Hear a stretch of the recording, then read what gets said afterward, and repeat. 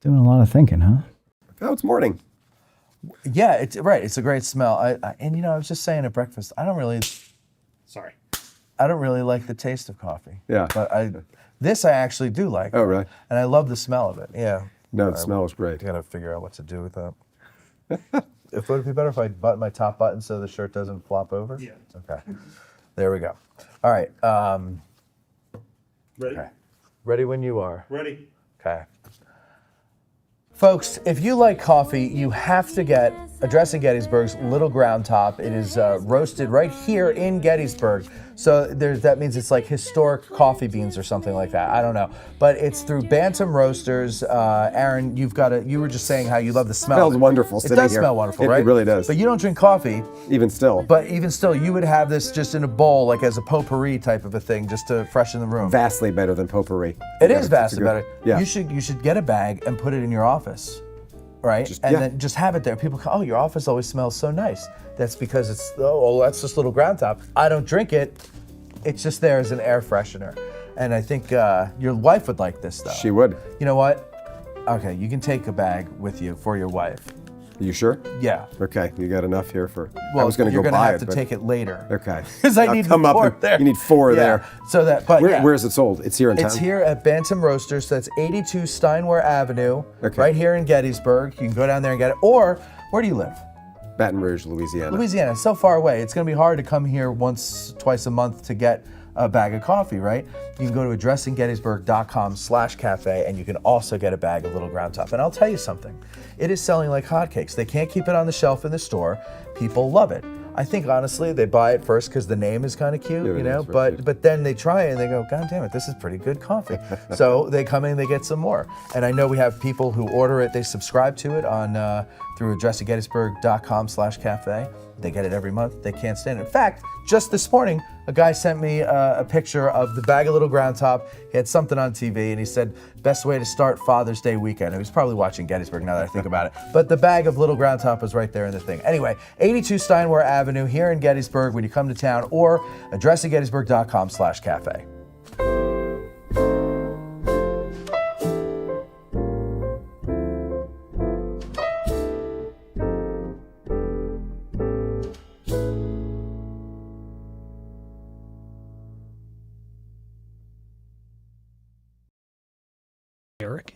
We will. From the Gettysburg Museum of History Studios, you're listening to Addressing Gettysburg. Oh, Barbara, you are such a curmudgeon. Hello, everybody, and welcome to us and to you to Addressing Gettysburg, number 122, if you're counting. And if you're not, who cares? We're talking about Pickett's charge today. Our guest is Jim Hessler, licensed battlefield guide, historian, and author with Wayne Mott of this book here, Pickett's Charge at Gettysburg. I'm going to clap on the book. It is like a walking tour. You can go around. And it's got all these stops and stats and pictures and graphs and maps and everything like that. Very handy to have when you're exploring the Pickett's Charge ground. Joining us today in the studio, instead of Mikey B is on hiatus in England. And for like a month, he abandons us this time of year and goes to England. What he can possibly see in that place, other than all the history. I think don't ask, don't tell. Right. But sitting in his chair here in the studio, monitoring your comments, and not in a bad way, but to read them, because super chats of $10 or more get read on the air. Courtney Micker is here tonight in the hot seat in the third chair. And of course, in the back, we have Tad Skase and by the way, I feel like such a look at that. He's got his Matt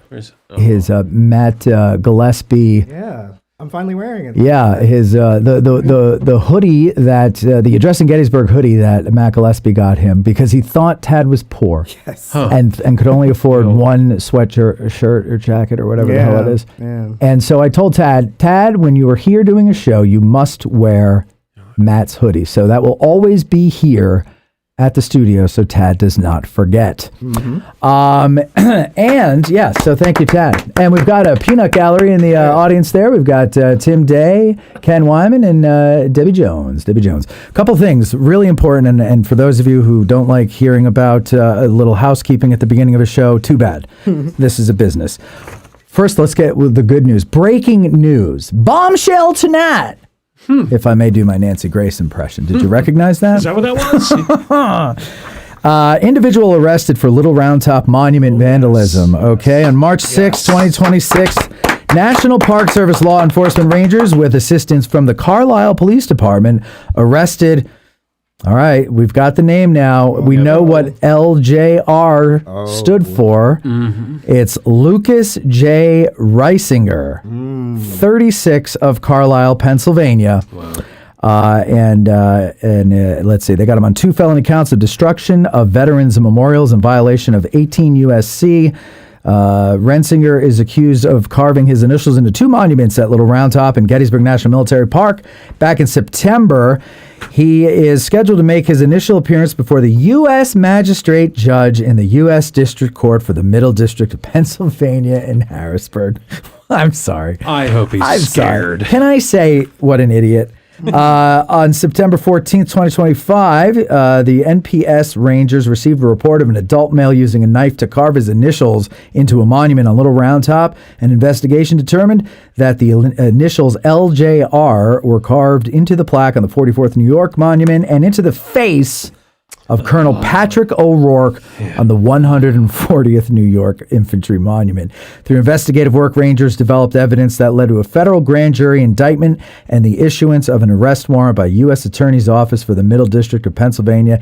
Each violation carries a maximum penalty of $250,000 and up to 10 years in federal prison. What's the minimum? It doesn't say the minimum. Just a warning. Yeah, it's a slap on the wrist. do What that did we say, again. 36 years old? Yeah. When the hell do you get that out of your system? I got it out of my 19, system at 30, 12. Right, exactly. Yeah. I'm 36, and I was made a gonna say. Facebook post, and this is a bold take, supporting his arrest. That is bold. That is a bold take. But, It's a Yeah. bold. but we commend you for taking that brave public Yeah, stand. wow. Yeah. You are brave and Yeah. so ahead of the curve. Wow, that's amazing. Now, there is a rumor on the social media that he has a prior record. So I wouldn't be surprised. if that is true, this is probably not his first dance with the law. Well, this is probably his dumbest. Let's hope it's his last. Yeah, right. Yeah, maybe he'll learn something from this. But anyway, so the good news, great job to the people who investigated that and figured it out. Yeah, good job. Really good job. Okay. One more thing. This is very important. Very, very important. We have to do this. Bob Passamenti is a listener of ours. He also knows Jim. Jim's going to be taking him on a tour in a few weeks. Yeah, I am. He said last week, I think it was, or I don't remember when, but he contacted Dave, who does our scheduling, and he said, I want to buy them dinner on the next Ask a Guide. And so Dave put him in touch with me, and he said he was going to get dinner from the Dobbin House. And he says, I want to get you guys a couple steaks. You know, like, okay, great. Couple steaks. So tonight, Tad went over to pick it up at 5:30, and I go downstairs to let Tad in, and he's like, you won't believe how much food there is. And I said, what do you mean, Tad? And I look at his car, and the trunk is open, and there are boxes of food. And I'm like, did he give us steaks or the cow? Because there was so much food, and then one of the boxes was huge. And so here, I have a little video of us unboxing. Everybody loves unboxing You videos. texted me. I thought there was not enough food. I said to you, I hope you brought, what did I say? No, you said, you're not going to believe how much food there is. This could go either way. Oh, yeah, you were thinking that we were skimped. Yeah. Oh, quite the opposite, ladies and gentlemen. Let's take a look and see what we got here. All right, Tad, what have we got here? You just went and picked this up. We've got a feast. We have a, look at this. Look at that. Oh, mein Gott. And then you got all of this. And what is this?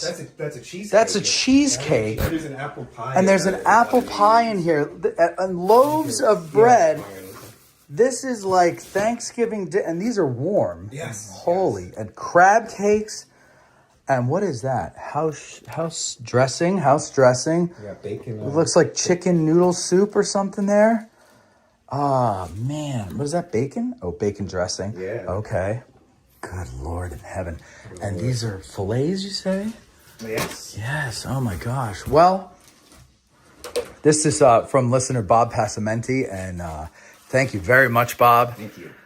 We eat well tonight, and we thank you for this. And wow, that's all. Let's take a look at the cheesecake.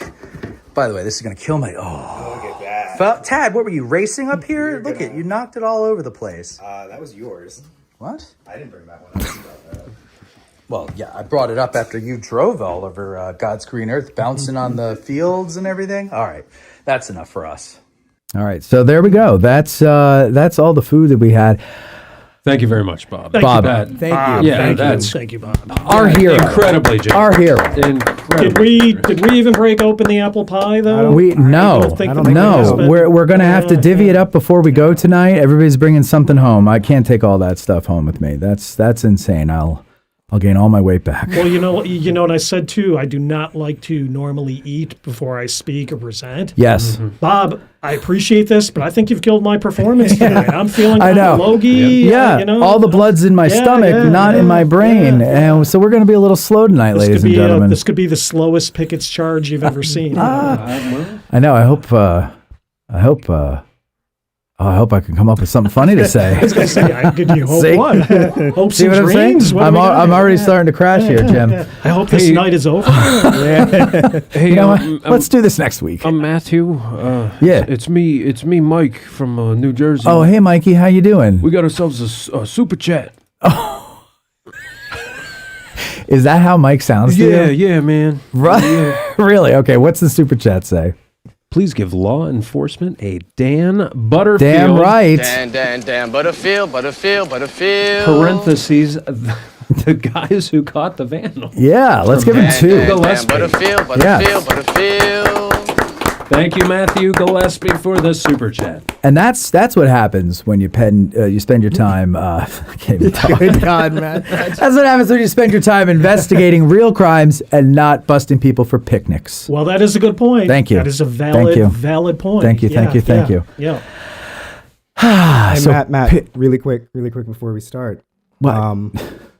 Tim and I did a little something tonight. Yes. You were supposed to. I was supposed to do it, and if you were a proper producer, you would have given me yours to wear, so it didn't embarrass me. But it goes with my. We recently passed the birthday of our old friend Peter Carmichael, and in honor of him, we were supposed to wear our scarves, and they did. They remembered, and nobody reminded me, and thank you for that, because it was my idea. And so there they are with their scarves, and so Nobody said anything to the guest. either. yeah. Well, yeah, because it was. Oh, we should do that on the show. They're like, oh, let's set this in stone, and I forgot it as soon as I said it. Yeah. But anyway, that is that. Pete Carmichael's birthday was last week or the week before, and so we just want to wish him a happy birthday. Okay, so ladies and gentlemen, Pickett's charge. Now, you think you know everything about Pickett's charge? No, you don't. No, you don't. And Jim Hessler knows everything about Pickett's charge. No, you don't. Right, Jim? No, absolutely not. Exactly. Nobody's making that claim. Nobody's making that claim. You did this book with Wayne Mott. Yeah. And so we want to say hi to Wayne for, because he's the co-author. It's only fair. But you're here, and we're going to get into Where do you want to start with Pickett's charge? Where do I want to start? Yeah. Do you want to ask me why we did the book? I don't know. Well, no, What do you want to do? Here's where We've overeaten. The tryptophan is kicking in. I know. Yeah. Here's what I want to start. All right, where do you want to start? Okay. It's not necessarily a start, but it's I want to make sure that at some point Okay. we pay fair attention to the Pettigrew Trimble side of things.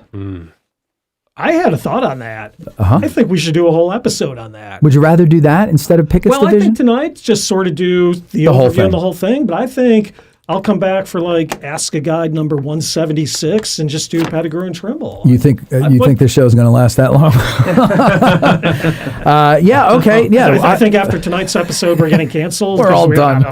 We're all done. off to a slow start here. Yeah. Worries me when he says stuff like that. Just a little Oh, anxiety. That's Did you just buy a house in town or something? I mean, new mortgage or something? Or? haven't found one yet. But Everybody's looking. Okay, so Where do you want to start? so I just want to make sure that we do an even Little balance. because you never hear about them. No, you never right? do. But yes, let's do a Yeah. specific episode on just their part of the whole assault. Okay, so but with Pickett's charge though, where do we want to start with that? Let's start on the evening of the 2nd, or you want to start in the morning of the 3rd? It's up to you, Jim. You're the guide. Is that how this usually plays out? Yeah. All right. How about we start on the morning of the 3rd? Get right into it. Sounds great. Because we've already burned 4 17 hours. minutes Yeah. here, 21 minutes. Go ahead. Let's do that. So it's the morning of July 3rd. Robert E. Lee is not feeling defeated. He considers the second day to have been a series of partial successes, specifically capture of the ground out at the Peach Orchard Emmitsburg Road, foothold at Culp's Hill. And so these partial successes of the second day have encouraged him to continue the attack on July 3rd. And I think that's a reasonable place to start because, Matt, Court, what you so often get with Pickett's charge is this idea from so many people, even the most seasoned Gettysburg enthusiasts, that Pickett's charge was doomed to fail from the beginning. Right, It's a right. desperate, now I'm starting to get warmed up. It's a desperate last gasp by this half-crazed old man, trying to Right. throw what's left of his army against this stone wall. And I think understanding the situation from the 2nd to the morning of the 3rd, the decision to attack, and look, we know in hindsight it's a bad decision. I mean, we know how it plays out, but knowing what you know on the morning of July 3rd, the decision to attack is not unreasonable. And I think that's a good place to start. I think that's fair, right? Like That's fair. We from our comfortable positions, 160 something years later, it's very easy for us to, because we know what happens, right? And so we know the folly of this move. Lee doesn't, and Lee knows his army, and he's got confidence in his army. Would you say that he has? He doesn't give the Army of the Potomac enough credit, or does he underestimate them in any way, or does he estimate them, or does he do the only thing he can?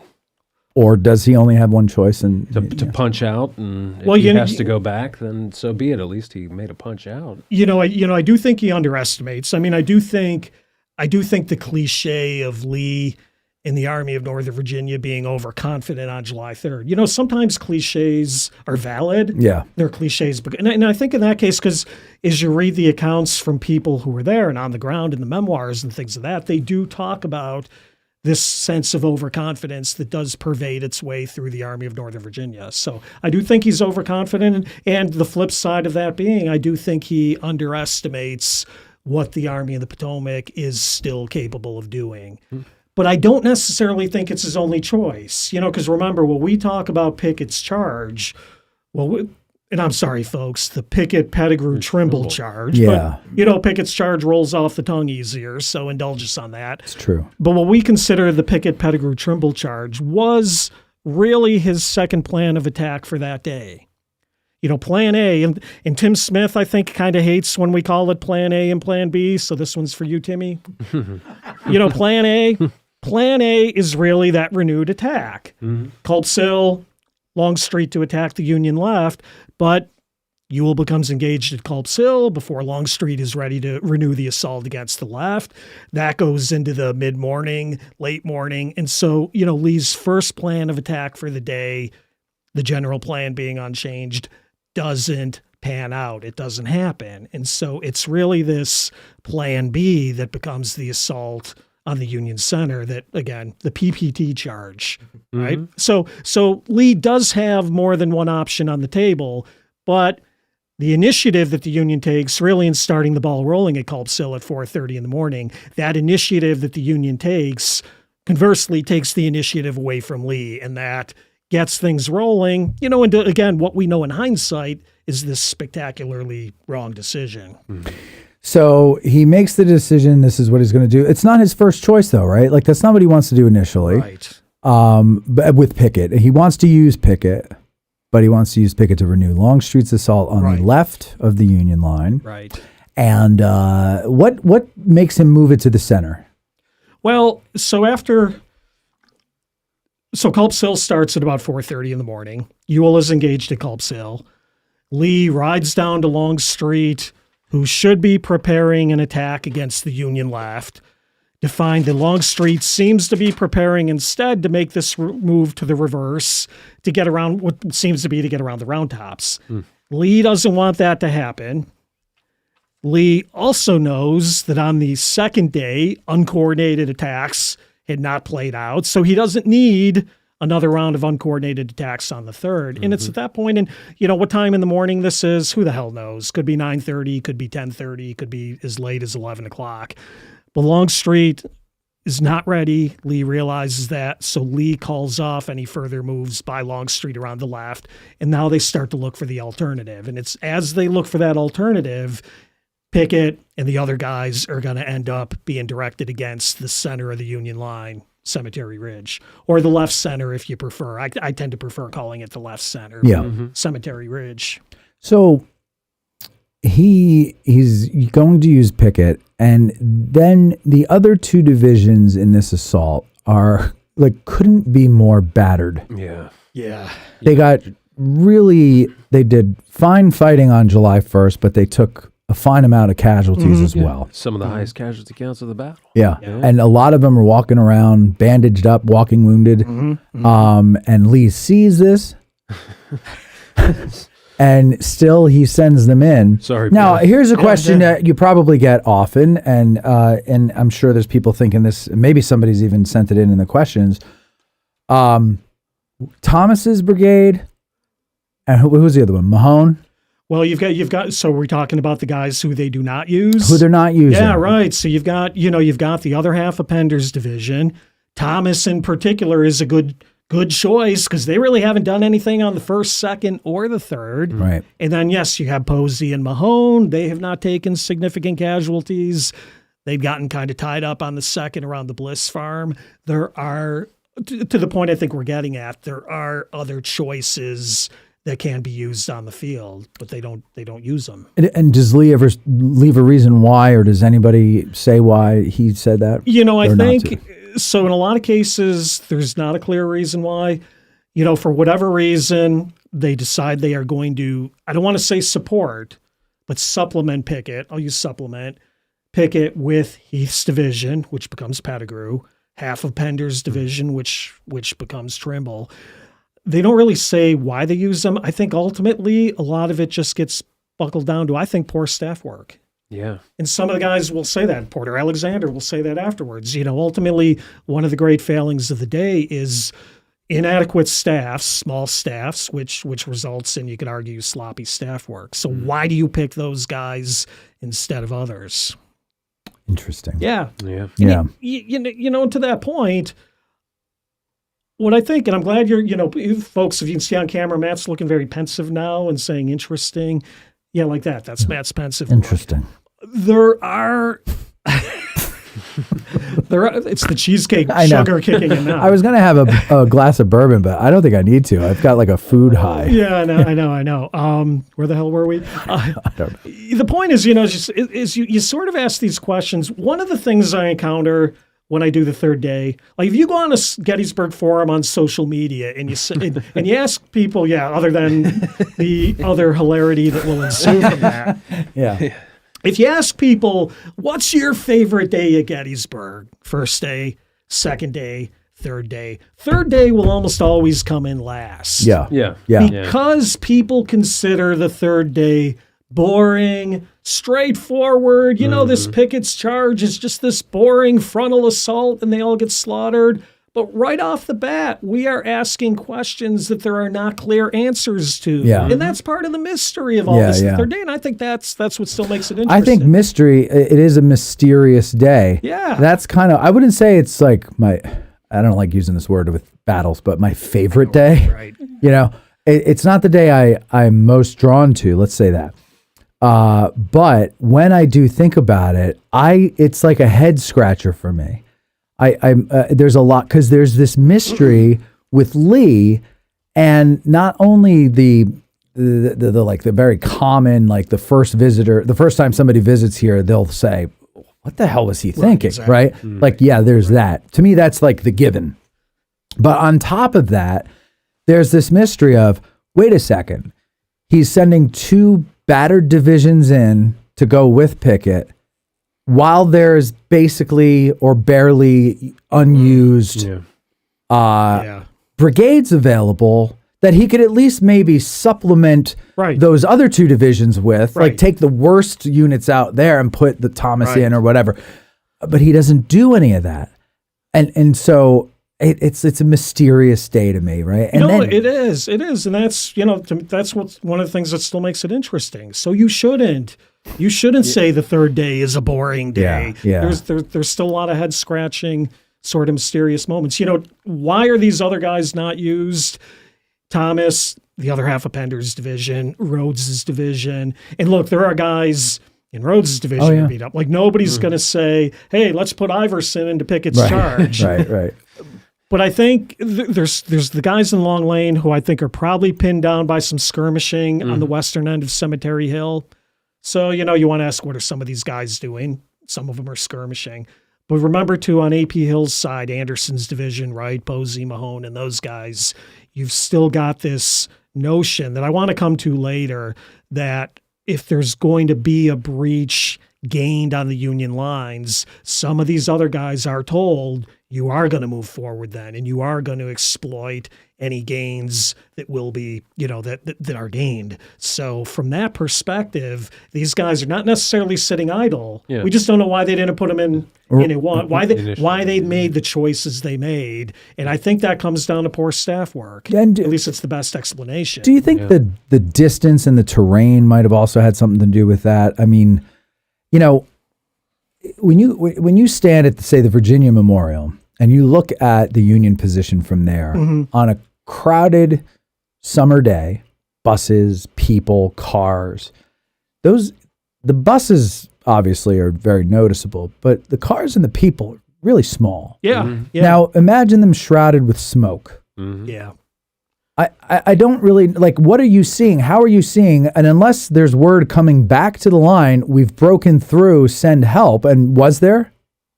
Was any word coming back to the main line, to Longstreet, to anybody, to Pickett, to anybody? We've broken through, send in reinforcements? Not really, but if you think about it, Pickett is the division commander and his staff. You've got the brigades in the front line. They hit the Union wall. You've got Pickett and his staff. It's really going to be their role and part of their responsibility to say, okay, come on, bring up more guys. And really, in fairness, they really didn't break through. Well, that's exactly. And I know we've kind of jumped ahead on this, right? We're talking about a breakthrough that, wink, wink, didn't even happen. Right. Purely hypothetical. Purely what if, which, of course, we don't do what if history. No, we don't. We absolutely do not. Yeah. No, we do WTF history. And so going back to the point on that, the point is, we have some questionable choices for what I'm going to call the first wave of the attack, but the other guys are not supposed to be sitting idly by. If there is something gained, you are expected to come in and support and take advantage of that. And I think that does kind of tie into one of the questions we had. But so maybe we're getting to it a little. Oh, that's all right. Yeah, that's all right. This is a great time to mention Bill Chesley, sent us a super chat and said he did the Pettigrew Trimble battle walk with Jim in 2022. Oh, great. It was fantastic. Thank you, Bill. He would absolutely do it again if/when you offer it. Hint. He only said hint once, Court. He only said it once. But we get the point. You gotta jazz it up a little bit. Yeah. Well, Bill, I never get asked to do any of the out of the car tours. Hint, hint. But maybe we can set something up on our own. Well, maybe we have other ideas. We have other ideas. We do have other ideas. Yeah, we do. Well, Bill wants that one. No. I mean, it's tour related. We talked about it. Yeah, I thought that was Doug's dead. party. Is that not dead? That idea? 2027. Oh, 27. Yeah, I didn't tell anybody yet, but let's hope I'm not dead in 27. Oh God, Jim, don't even joke. Well, all joking aside, Bill Chesley, thank you. All joking aside, he's going to live. Yes. Yeah. Yeah, Bill, you can leave now. You got your point in. But. Okay, so one thing I'd like to do before we get into, because everybody does Pickett's charge, and everybody talks about the units and the going in and the cannonade and everything. And we're going to get to all of that stuff. Okay. But one thing nobody ever really does, and I was thumbing through your book to refresh myself this morning, like an hour before you got here. And let's set the scene. Okay. Okay, because one thing that I find I'm starting to really think about more and more about these battles is these guys, they're not red bars on an animated map. Right. That map that shows farm field this, it's, it's all pretty and everything like that. But you march through a cornfield, you march through a field of alfalfa, I don't care what it is. You march through a field where there's stuff growing and there's fences and things, and some of them have been taken down. But, what is the posts are probably still in the ground, I'm guessing. I don't know. Yeah. I know we have the Bliss Farm, right, which has been a problem, and that's going to be on fire.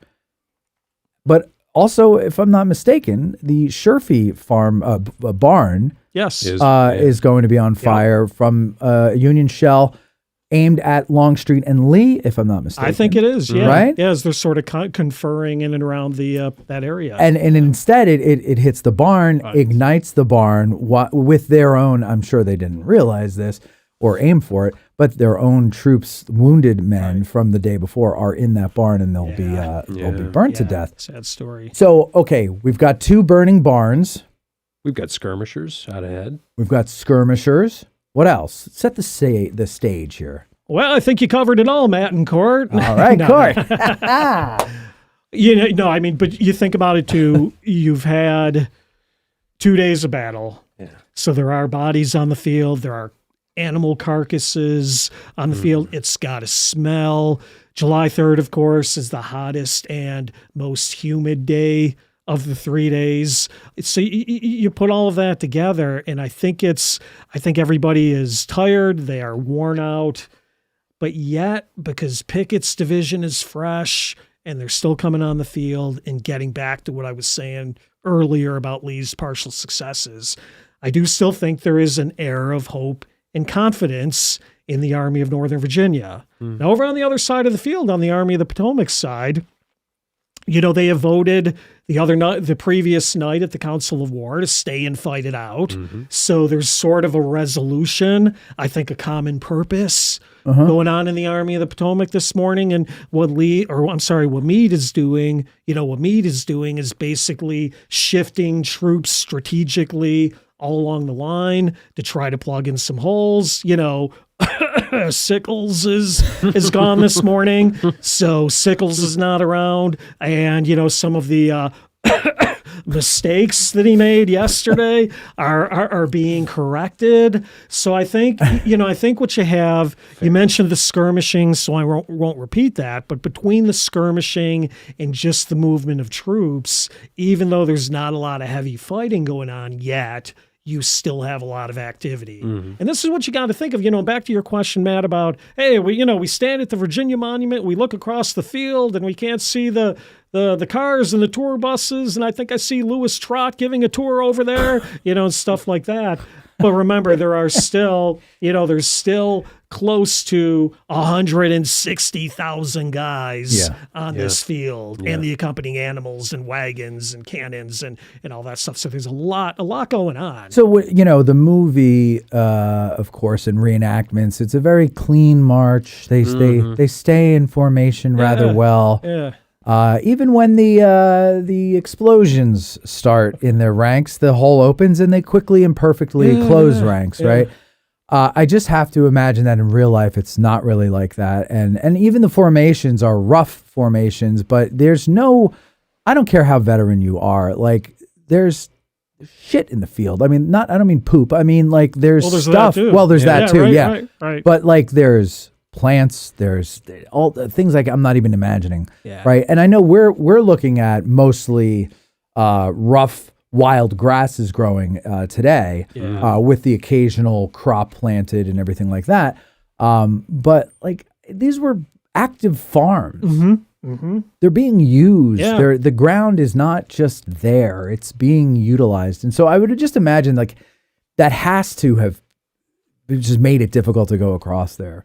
And so I don't know, for whatever reason in my head, I wanted to just set the scene for people, the chaos of the burning and there's smoke from the cannons and all that stuff. And the heat and the smell and I mean, we've got guys in Garnett's brigade, I'm sure others who when the order comes to get up, a lot of them don't get up because the sun knocked them out. Yeah. Right, because they're laying in the sun for hours. You talked about Or heat crops, stroke. crops and that sort of thing. Timothy and rye and the tall grass. A lot of these guys talk about during the cannonade, literally effectively suffocating in that grass, in the heat and the grass and the shells and everything flying over you. It's a lot to think about. Court, you got a couple of things there, huh? Yes. Mr. Gutty 117, he sends us a super chat based off BOGP episode. Battle of Gettysburg podcast. Available on YouTube, folks. Battle of Gettysburg podcast. And everywhere podcasts are found. Matt's second favorite podcast. It is. No, it's my favorite. Shut up. Bravo. I wish you. You know what? I don't ever want to see Baricki back on this show again. I think you have found the perfect co-host here. Bravo. Thank you. It's all right. Hey, listen. I thought that you were going to know what that abbreviation stood for, and I was ready with the bleep button for my running joke that we never mentioned that show, but ruined it, and I had to say it. I caught you when you're on History Underground bleeping us. Yes! That was Wait, hilarious. and there was another one. I only caught the one on History Underground. No, it was another one more recently. Oh, hilarious.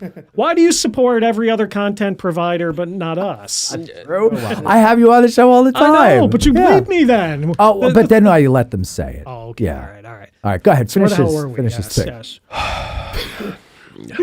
Based off BOGP. Bog episodes and Doug Dowd's staff episode. That's one of ours. That's one of ours. Is Lee, at this time, with his health issues, in parentheses, taking way too much responsibility on himself to coordinate everything? Because it seems like a big communication breakdown. Yeah, that is a point that Doug makes. Matt, you're playing with the board. You're not playing with the beep. No. I'm adjusting everybody's levels. That is a point to be made. That the commander of the Army, Robert E. Lee, because he has a comparatively small staff, is doing a lot of stuff that, frankly, the commander of the Army shouldn't be dealing with. The advantage Meade has with the bigger staff is he can competently turn over quartermaster duties and artillery and medical and all this stuff that the record is incomplete, and we should point that out, but you do get the sense Lee is putting his hand and his finger into a lot of stuff that he probably doesn't need to be doing. And look, one 56-year-old guy in questionable health can only do so much. Yep. And you might think, okay, maybe he should be focusing on strategy and what we're going to do and let the details go to other people. So yeah, it's definitely a consideration. What's the other one there you got from 6 questions? We've got one from the incomparable 6 questions length. What was the condition of the post and rail fence that ran along either side of the Emmitsburg Road? How much does the ground undulate? Is it flat? He knows the answer. I know. Yeah, that's all right. Do you want me to answer that now or later or when we get into the charge? We'll answer it now. Answer now, and then we'll refer to it later. He gave you the set? Going for the slam dunk here. So, Mike, before I go in for that slam dunk, I'm going to get another piece of pie here. So, all right. So, So, what is the condition of the fence? So, the condition of the Emmitsburg Road fence, like everything else at Gettysburg, has been a point of contention for these last 163 years. I am of the belief that the fence running from, let's say, the Peach Orchard to roughly, give or take, the Kadori Farm, I'm of the opinion that with some exceptions, but that fence is more or less intact. Yeah. And the reason why I say that is because particularly in Pickett's division, we have accounts of guys saying that this fence was an obstacle. We had to kind of squeeze our way through the posts and rails. Bullets are thudding off of the fence. Mm-hmm. I mean, we have accounts of people saying that. Yeah. And if you want to say, well, I knew the Battle of Gettysburg better than the people who were actually here, which, there's people in our community who do that. Yeah. More power to you. But I have to say, based on the accounts from Pickett's division, there was at least enough fence still standing to be part of an obstacle.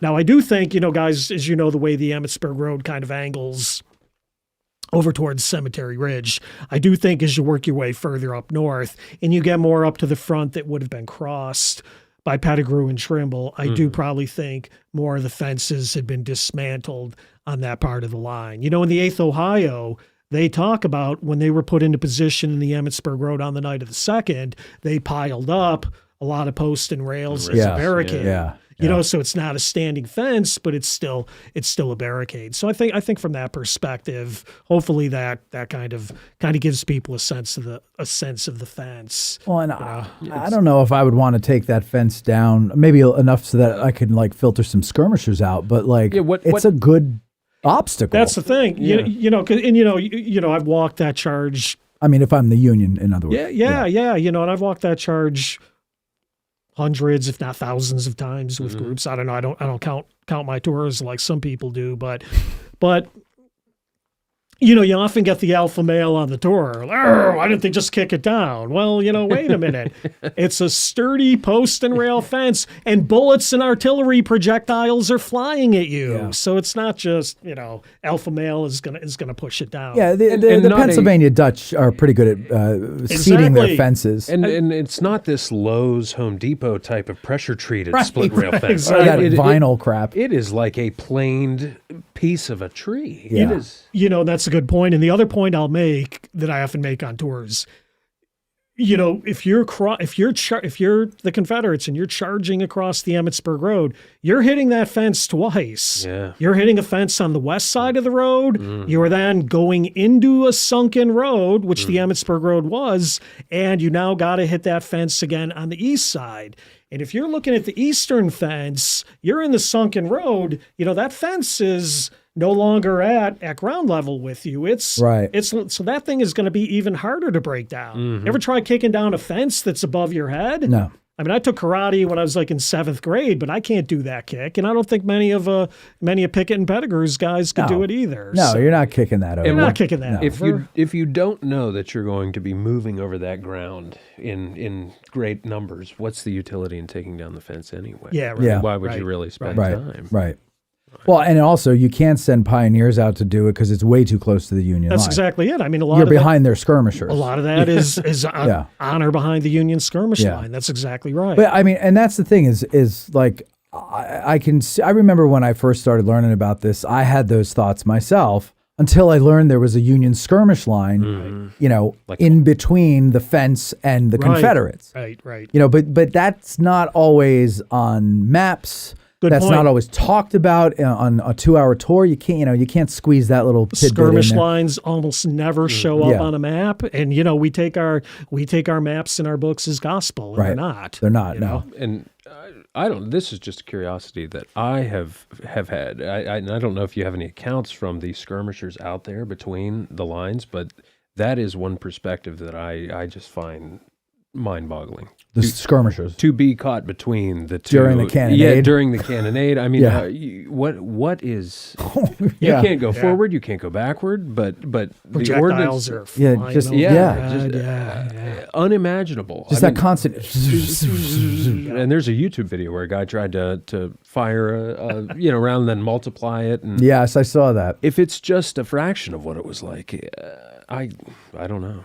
I think that's the other thing too about movies, that they have to make everything discernible sound wise. Yeah. But I think in real life, when you read these accounts, it's just noise. Right. Because I'm talking about the bombardment. It's like constant noise, a constant rumble, thunder, the ground is shaking, their ears are bleeding. Yeah, they're screaming into the ear, lip to ear of the guy next to him, and he still can't hear him. Right. Like we can't fathom that. Just from the sound. Right. Yeah, we can't imagine that. There's nothing I've been through that's like that. No, certainly no Billy Joel concert I've ever seen.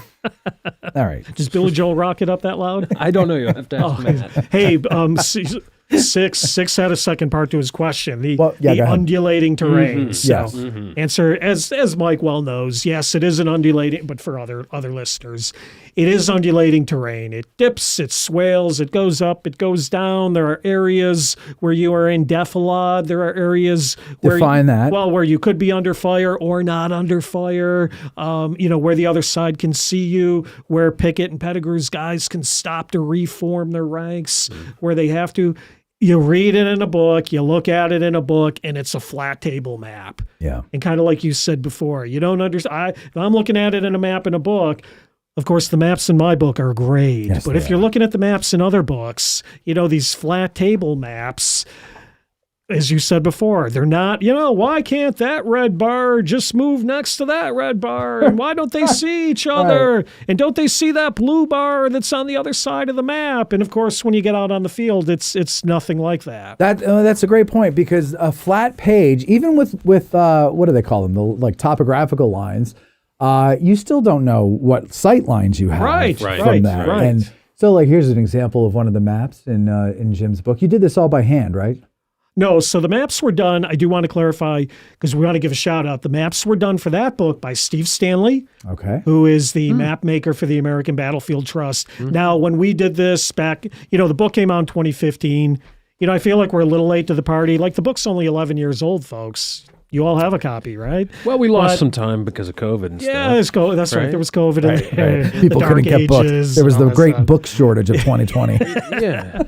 But I do want to shout out Steve Stanley did those maps, American Battlefield Trust. At the time we were working on the book, he was hot off doing the complete Gettysburg guide, which 2009, 2010 was a really, really popular book. I just want to give Steve a shout out. yeah, And that to your is- question, I have no idea how he made the maps. Hand drawn, who the hell knows? I know, it's a joke. I know. By the way, Gary Edelman is watching us tonight. So hello, Gary. Hey, Thanks for Gary. watching. Hey, man. Okay, so let's get to the troops that we're talking about here and get them charging. So we got Pickett's division, Yes. fresh, but he's dealing with 3/5 of his Yes. of his full complement. Yes. Tell us about that. Yes. So Pickett's division, of course, we all know we're all seasoned students, comes into Gettysburg with Garnet Kemper and Armstead's brigades.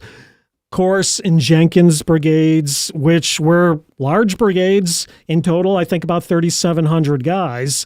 They had been left behind in Virginia, which again, folks, in of itself is not an uncommon practice in the Army of Northern Virginia. Somebody will be left behind for foraging or guarding Richmond or guarding a railroad or whatever. But in this case, they get left behind on the most infamous and written about charge in Civil War history. So of course it becomes a point of conjecture, but Corse and Jenkins brigades, about 3,700 guys total, are left behind. So Pickett really only comes in here with what I think is less than 5,000 effectives.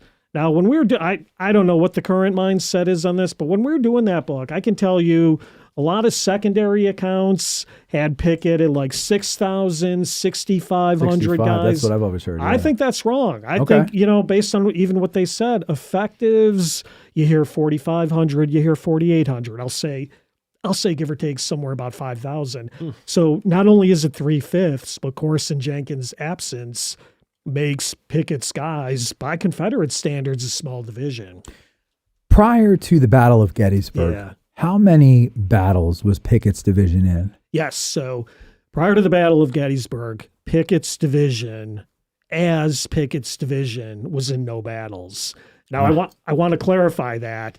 The regiments and the brigades and the general officers had experience. They had been in other battles in the Army of Northern Virginia, but Pickett's division, as it was formulated, had been relatively new. Longstreet's guys miss the Chancellorsville campaign because of the foraging expedition down at Suffolk. So this is Pickett's first battle commanding Pickett's division. And Fredericksburg, he's all the way on the right and doesn't see any action. Yeah, right. And Yeah. so, and he had been wounded for a while and took a while to recover. But I just do want to clarify, these are not rookie troops. Right, so they're not green, Exactly. but just as Pickett's division. It's the first Yeah. the first battle for Pickett's So division. so this is their big chance yeah. to really show under Pickett, or this is really Pickett's big chance Right. to show his mettle as a division commander. Yeah, and putting that in context, a lot of these guys, even though they have experience, a lot of these guys now haven't seen action since the fall of 62. So I do think there's a lot of these guys who are chomping at the bit, foaming at the mouth, whatever analogy you want to use. They want to get in there. This is a big chance. Piddling in their britches. Piddling in their britches, yeah. Another one my grandmother used to use. Really? Yeah, you're just piddling in your britches. No, she never said that. I was going to say, was Grandma from Tennessee? Where No, was she Grandma was- from? She's from New Jersey. Oh, Jersey. Yeah. She said, "Hey, Matt. Yo, man. Hey, Yeah, she was like we're Mike. from New Jersey." Yeah, and your Mike and your Ralph and my grandmother impressions are all the same. And Bernie Sanders. And Bernie Sanders. Yeah, they all Bernie. All right, so they're going to now. Let's talk over at the Pettigrew Trimble side of things. Right. Who are the brigades there? Because a lot of those brigade commanders from day one are no longer in command. You are correct, sir. That is right. Yes. So we touched on it earlier. Yaha. Pettigrew's front line is Heath's division. Well, Heath isn't around. Heath, the division commander, Heath is wounded on July 1st. So Pettigrew steps up. Working our way from left to right, Brockenbrow's brigade. Do any of us like Brockenbrow? I know Rob Abbott does, but I think most of us don't. Okay, Corey kind of got Corey it. kinda likes him. You kind of like him. My point of view is always they did more than I did. Which is fair. That's a fair. Fair but firm. That Yes. is fair but firm. The I kind of say who likes them. Let's phrase that differently. Brockenbrow's guys. There are allegations among the troops of not the best behavior. Right. And look, I think overall Brockenbrow's guys, like a lot of guys, get a bad rap, but they're not the best brigade on the field. So Brockenbrow's on the left. Then you have Davis's brigade. Do we like Joe Davis? Well, a lot of people really, where was he in the railroad cut? His uncle, There's some nepotism there. nepotism allegations. So then you have Pettigrew's normal brigade, but because he's commanding the division, you got Marshall, so there's a step up.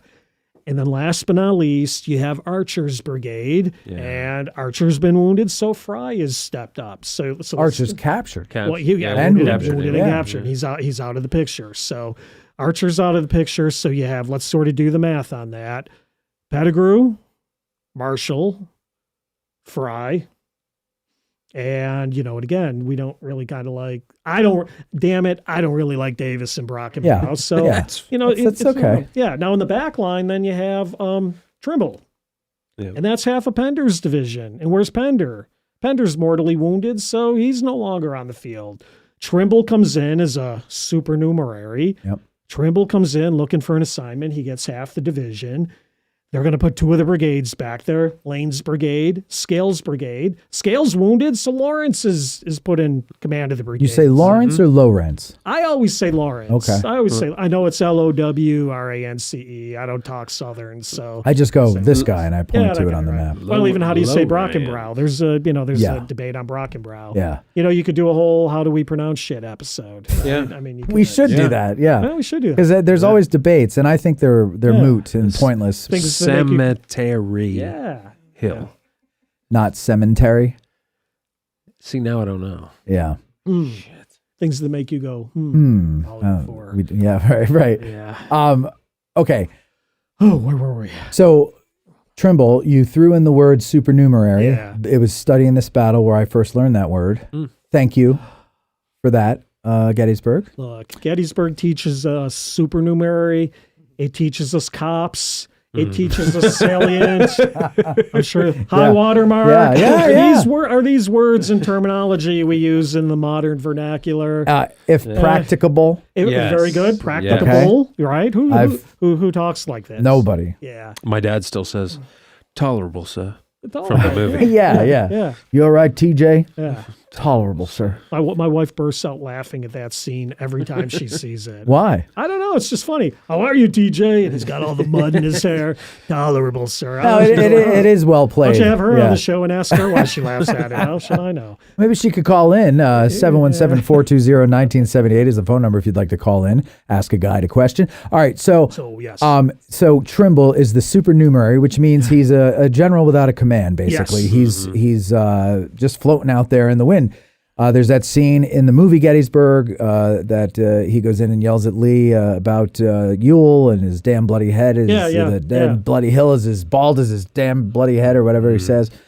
And but he does finally get a chance to do something, and that will be on July 3rd. Yeah. So he's now new to command this division. Right. Is he familiar with any of the troops, and are they familiar with him? Did he serve with any of them prior to Gettysburg? Without regurgitating Trimble's service record, he says these men were entirely strangers to me. Okay. And so, he's probably coming at. I think the scene in the movie, if that didn't actually happen, I think that captures the spirit of Isaac Trimble probably perfectly. He says these men were entirely strangers to me, and I did the best I could to get him motivated, to get him pepped up, and to lead him into the objective. All right, so you've got Pettigrew commanding a division from the division, but new to division command. Right. And you've got Trimble, not from the division, foreign to these guys, commanding this division. Both divisions bloodied and battered from July 1st. Okay, we've established that. We've established okay, that. we don't need to get any further into that. That is 2/3 of the attacking force. Yes.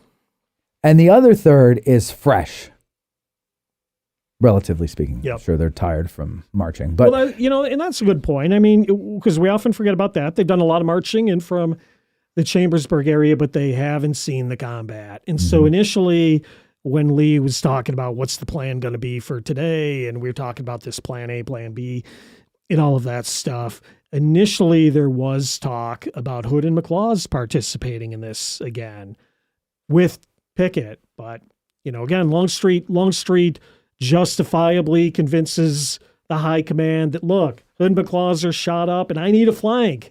If they're in motion, I don't have a flank, which will come in handy later in the afternoon when Kilpatrick's cavalry shows up. But Pickett, Pickett's guys, for lack of a better word, are the spearhead in the attack because they're the fresh ones. Yeah. But I don't ever treat, particularly Pettigrew, because they're in the front line with Pickett. I don't ever treat Pettigrew like support. They are equally as important. Right. They are half of that frontline attack. So there's a 800-something yard gap between the right of the Pettigrew Trimble column and the left of Pickett's division or something. I don't know if it's 800 yards. I don't know where I got that number, but I think I made it up. Not your book. Yeah. But there's a big gap that they have to close. Yeah. That Pickett has to close. Yeah, not necessarily a huge gap, but it's a gap. And you're right. So if you sort of think about it, if you go out today to the the Tennessee State Memorial, but because Fry's guys are from Alabama and Tennessee. But if you go out to the Tennessee State Memorial, which I think today is a little bit too far kind of over to what would be their left or the north. But if you go out to that monument today and you kind of then work your way towards the Virginia Monument, there's a fence. There's a fence line that kind of then runs towards Cemetery Ridge. I think that fence line is roughly what would have been Fry's right. Oh, wow. And so the key on this, the key on this is really going to be Fry is going to be told, hey, go over to Pickett's side, talk to Pickett, see who is going to dress on who. Dress meaning what is the point of direction. Well, they go over there and they kind of decide, hey, Garnett and Fry are going to dress on each other, which basically has to close the gap, but is going to then push that line, dress meaning direction, straight towards Cemetery Ridge or the area we know today as the high water mark.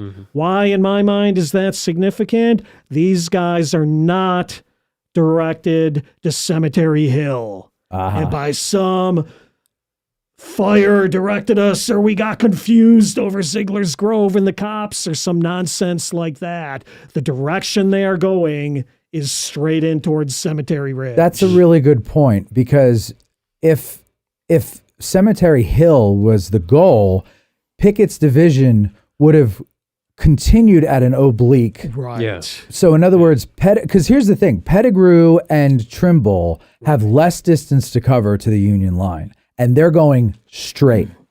Shortest distance between 2 points is what? A straight line. Oh, Right. Yeah. And they already have a short distance. We learned that at Gettysburg too. Yes, I learned everything in Gettysburg. So Pettigrew theoretically is going to get to the Emmitsburg Road at least first. And so that means he's going to make contact with the main line first, because it's going to take them longer to do this oblique. And it's several, it's straight ahead, oblique, straight ahead, oblique, right? And there's never a point where they, because if to my point, if Cemetery Hill was the goal, Pickett's division would have probably just wheeled and gone straight northeast or whatever, while Pettigrew is going forward, bloodying the nose, and then Pickett comes in and kicks him in the side. But they're not doing that. They're not doing that. They can't do that. Yes, and I agree with you. When you do the alignment, let's go back to Pettigrew and Trimble for a minute. You have Pettigrew in the front line. You have Trimble's 2 brigades behind Pettigrew. They are behind Pettigrew's right. Okay? They're not behind the left. Now, I would think, look, I'm no military general. I'm no military genius. I just play one on podcasts. I would think if we're directing that attack to Cemetery Hill, I'm putting the weight of that my strength on the left. Opposite Cemetery Hill, and they don't do that. And back to the Brockenbrough point, and again, whatever we think of that brigade, they are the smallest one. They are one of the weakest ones on the field.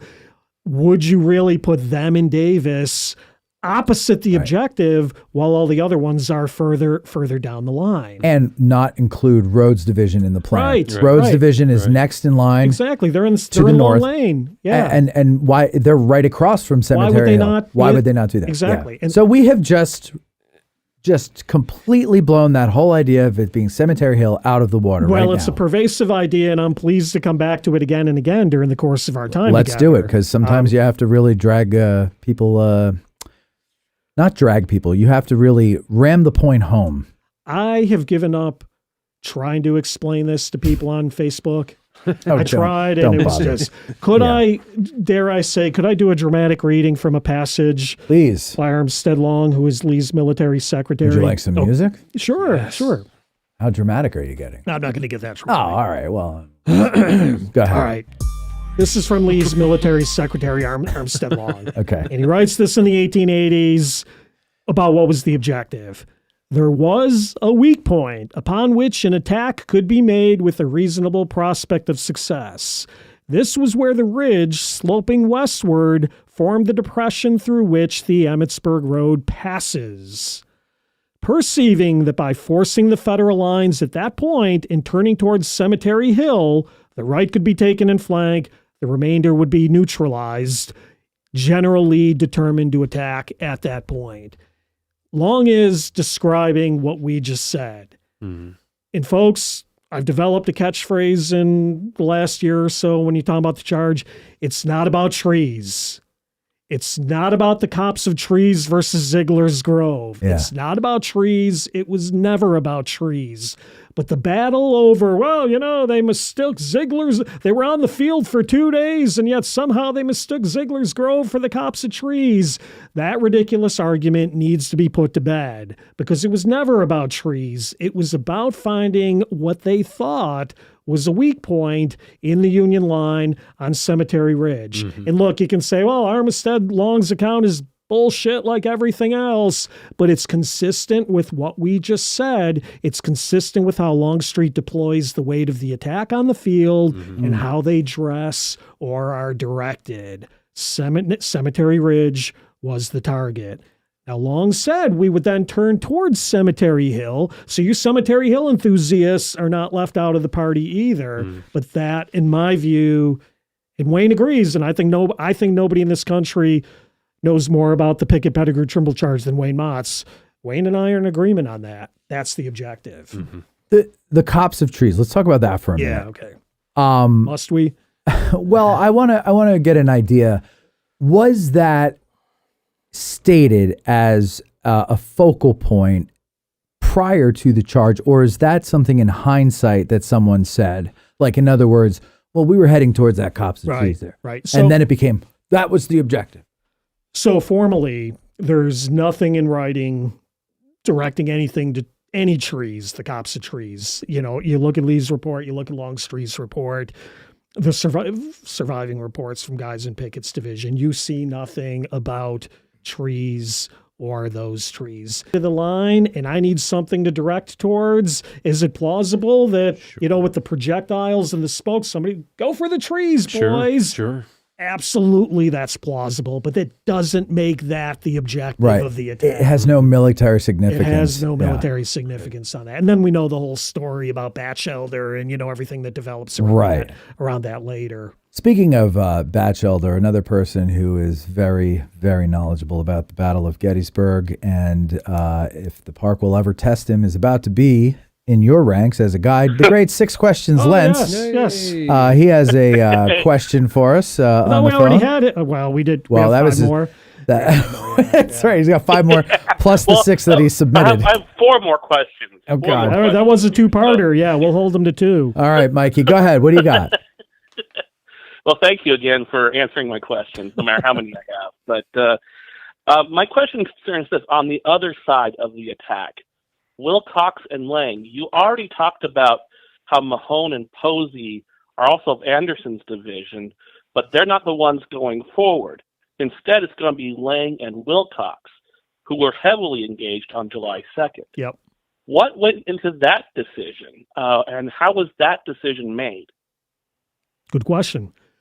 Even without the headset on, I could still hear that. Oh, wow. Yeah. That means I'm going to go deaf because mine are up really loud.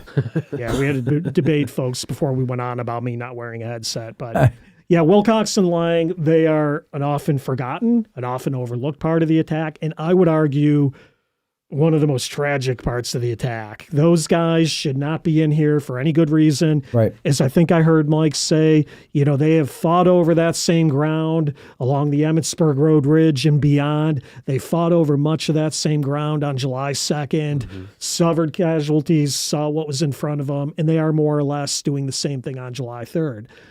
One of the biggest problems with this attack is the ability to protect the flanks. Now, Lee said in his report that one of the things he wanted to do to protect the flanks was have batteries move forward, but that doesn't happen.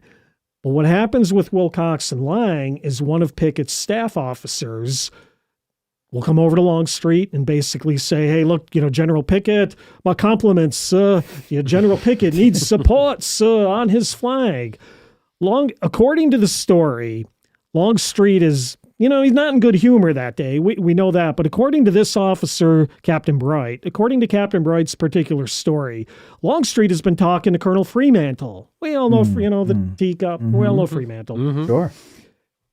Longstreet has just basically said to Fremantle, the charge has failed. You know, I don't want to be here. The charge has failed. Just as he said that, the staff officer comes up looking for support.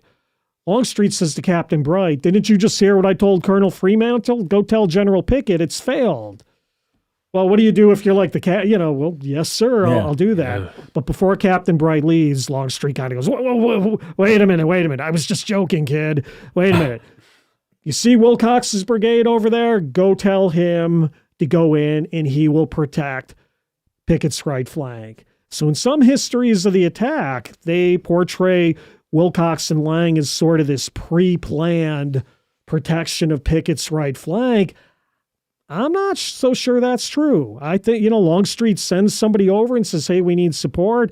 Wilcox says, I know. He gets going. He's about 20 minutes behind Pickett at this point. So, yes, the brigade on Pickett's right is Kemper. Kemper is obliqued towards Cemetery Ridge, but in the smoke, the noise, the confusion, Wilcox and Lang just go straight in. So they're going straight in. They're not even anywhere near Kemper's right flank. And these guys are going to get hammered by primarily by Freeman McGilvery's artillery. Yeah. You know, some of Stannard's guys will swing around later and shoot him up in the flank. And that combination will, you know, and I think it's Alexander who says something like, you know, we were just looking at these guys like, what are they even moving forward to support at this point? Yeah. And it's just, it's a total waste. So they're supposed to support the right flank, but they don't. Right. And then and in doing so, they're not supported. They're like an island. Yeah, by themselves. Right? Yeah. And they're all out there, and then they're heading straight at an artillery brigade line. Yeah. Wild. It's great. That's Wild wild stuff. stuff. It's wild stuff. Wild stuff. You are correct, sir. When you are crossing that ground and you get to that point Yeah. where you fully appreciate where McGilvery's guns are. Yeah. Like, I don't know. It's just a very stark experience. That, It's a great example of the terrain. Yeah. Because, if you look at it on a map or you just look at it, but you get down there, the Kadori Trussell thicket area, there's briars and it's marshy in parts. It's just, man, to be stomping across that ground under fire 2 days in a row. Right. You gotta give Wilcox and Lang some credit. Yeah, you're right. It's bad. This is 2 days in a row. Yeah. And Same ground. Yeah. So they know the ground, but it doesn't help them. Doesn't matter. It should make it feel worse. Yeah, exactly. Yeah. God, yeah. So it really, and again, like I hear stuff like that, and of course, we always focus on Pickett's division and to a lesser extent Pettigrew and Trimble, and I just shake my head at what a waste of human life that is. Yeah. But I don't go so far as to say, oh, Lee's just wasting I wouldn't do that. Right. I understand why he came to that decision. And I mean, really the whole move to invade the North was a desperate move. It's a risk. It's all a risk. It's all this entire thing is a gamble. Yep. So it might as well go all in. It's like, I don't know. That's the thing. You take Gettysburg and you look at just Gettysburg and everything that happened at Gettysburg. And you can make whatever decisions or conclusions that you have on the whole thing, but zoom out. Yeah. And he comes up here in a desperate situation. They need stuff. Their government can't provide it. They need supplies. They need food. They need animals. They need everything, and they're stealing it. That's really what they're doing. Yeah. And they get into this battle, which is a big, huge mess for them. The whole thing is just out of desperation, in my mind, at least. Well, you're right. And I would use the term, the whole thing is a big risk. And Robert E. Lee, at this point in the war, is a risk taker. Mm-hmm. And it does all tie together. Confidence, maybe you underestimate your opponent. Lee says in his report, considering the favorable results that would ensue from defeating the Union Army on Union soil, because a lot of people have, I think, in recent years, it's become sexy for a lot of us to just sort of characterize this as a supply raid. Oh, Lee is just up here for the supplies. He does say in his report favorable results that would ensue from beating these guys on northern soil. So it's supply and it's military. He's putting a lot on the table. Yeah. And, and look, as we've said, we know in hindsight, the July 3rd attack is not a good idea. Robert E. Lee's not a done. Corey, what was the phrase you used earlier when we were talking about Brockenbrough? They've done it and I haven't, or something like that. I mean, we criticize the hell out of Robert E. Lee for July 3rd. Ultimately, he envisioned something in his mind that didn't come out anywhere close to that in the execution. Right. We would hope. And, the Army commander, that too. But the Army commander isn't ultimately responsible for the execution. Operational control of the attack is under Longstreet, and he's in a tough spot because we know he thinks this is a terrible idea, but he's still got to figure out how to make it work. On that point, Longstreet, actually, Mike, do you have anything else? Yeah, a couple of things. I think one here is okay. It's more of a comment, so this is more like a politician's question. Okay.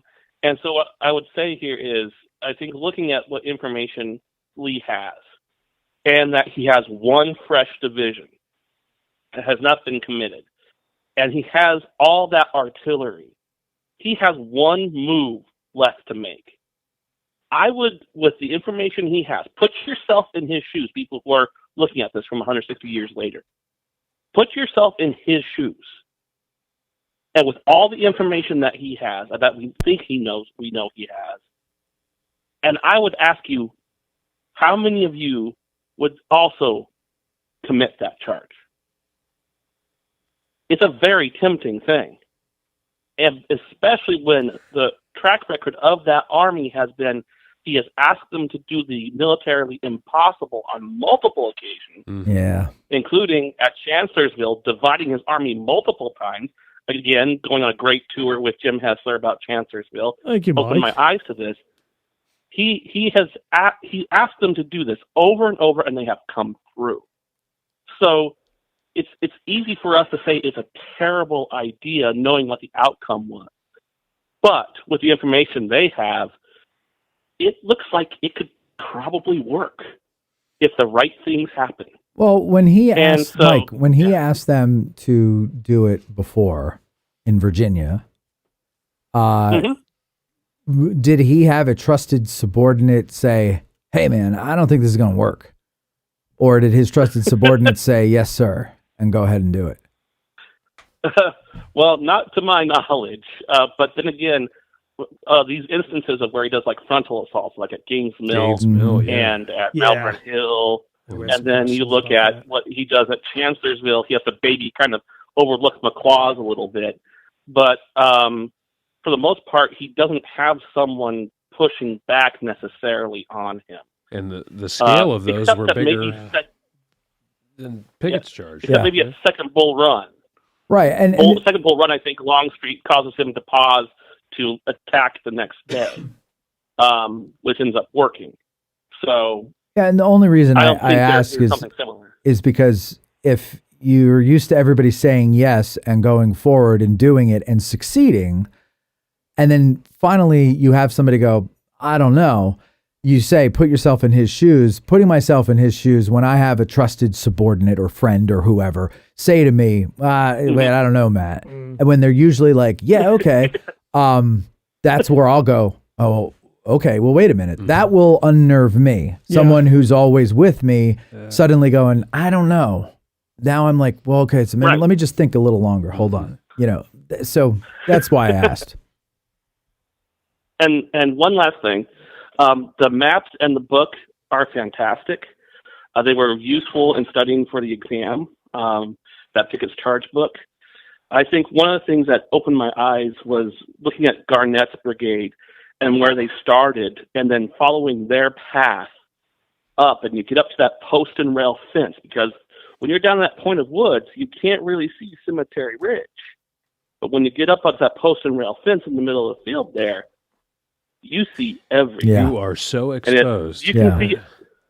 If you can see everything, they can see you. Oh. And I think I audibly went, "Oh no!" Yeah, I had that happened when I saw that.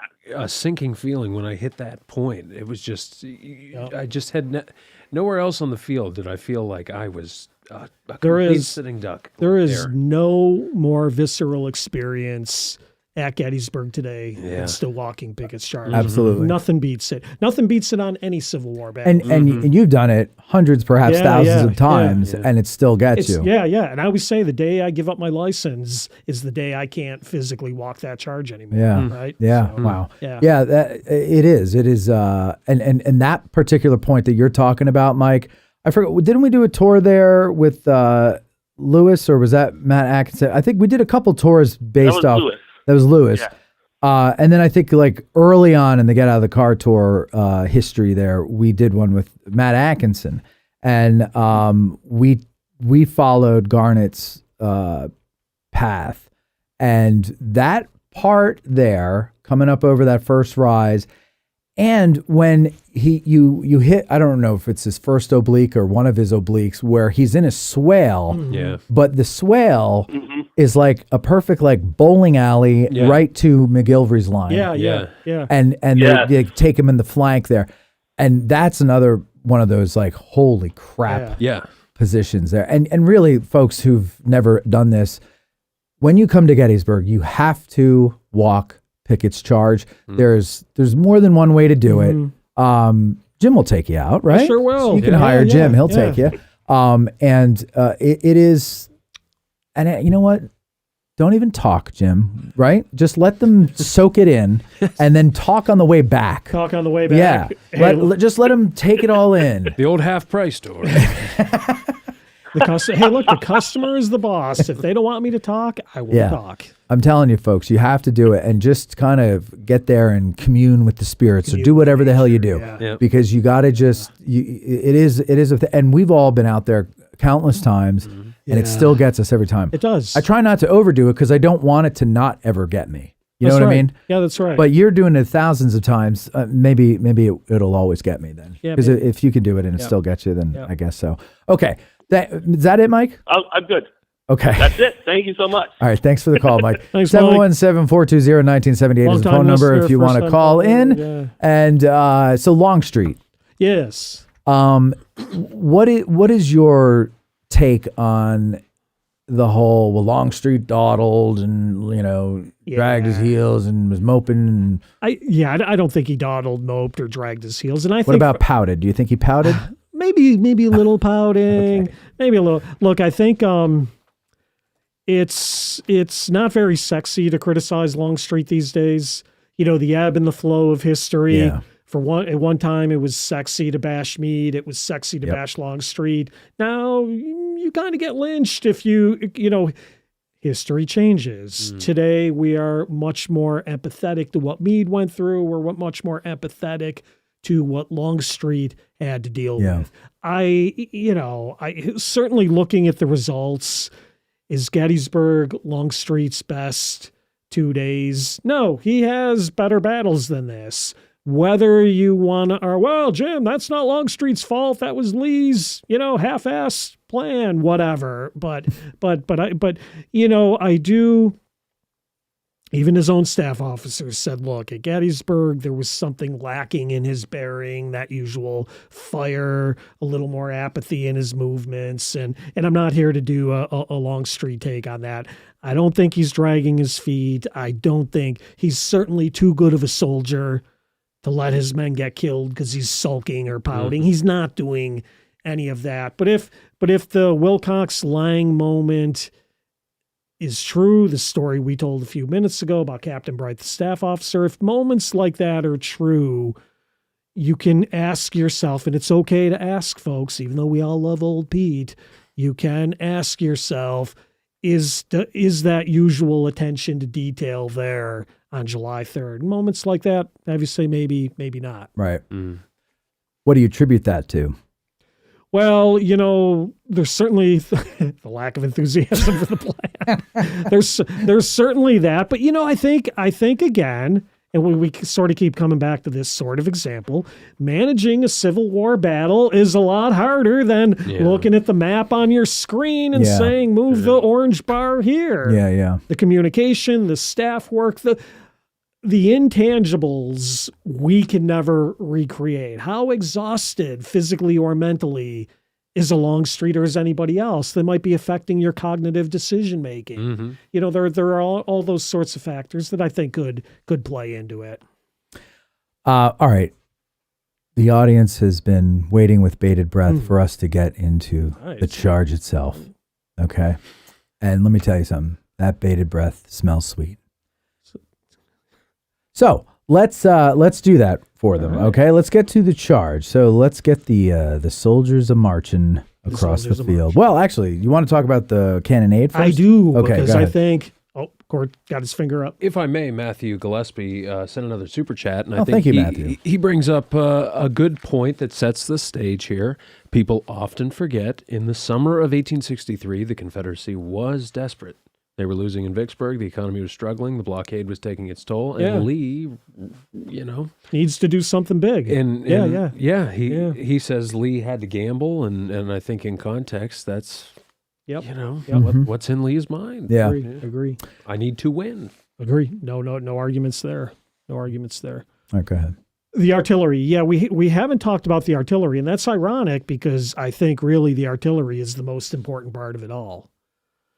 Lee, as we already mentioned, the fact that Lee wants artillery to move forward with the infantry to protect the flanks. But even before the infantry moves forward, the great cannonade. We talk about the cannonade was not intended to be this massive 2-hour bombardment. But what Lee is hoping, and one of the things that encouraged Lee to do this in the first place, was he thought the artillery positions gained by Longstreet from July 2nd, the Peach Orchard, the Emmitsburg Road Ridge line, Lee thought those artillery positions could be brought to bear on the target point and would, in Lee's view, and this is again an area where we know in hindsight he was wrong, but Lee thought we could converge fire onto the enemy's position, onto Cemetery Ridge, onto Cemetery Hill, drive off the enemy artillery, and that would be a big reason why the assault would succeed. So when you go out there next time and you look across that mile of open ground and you shake your head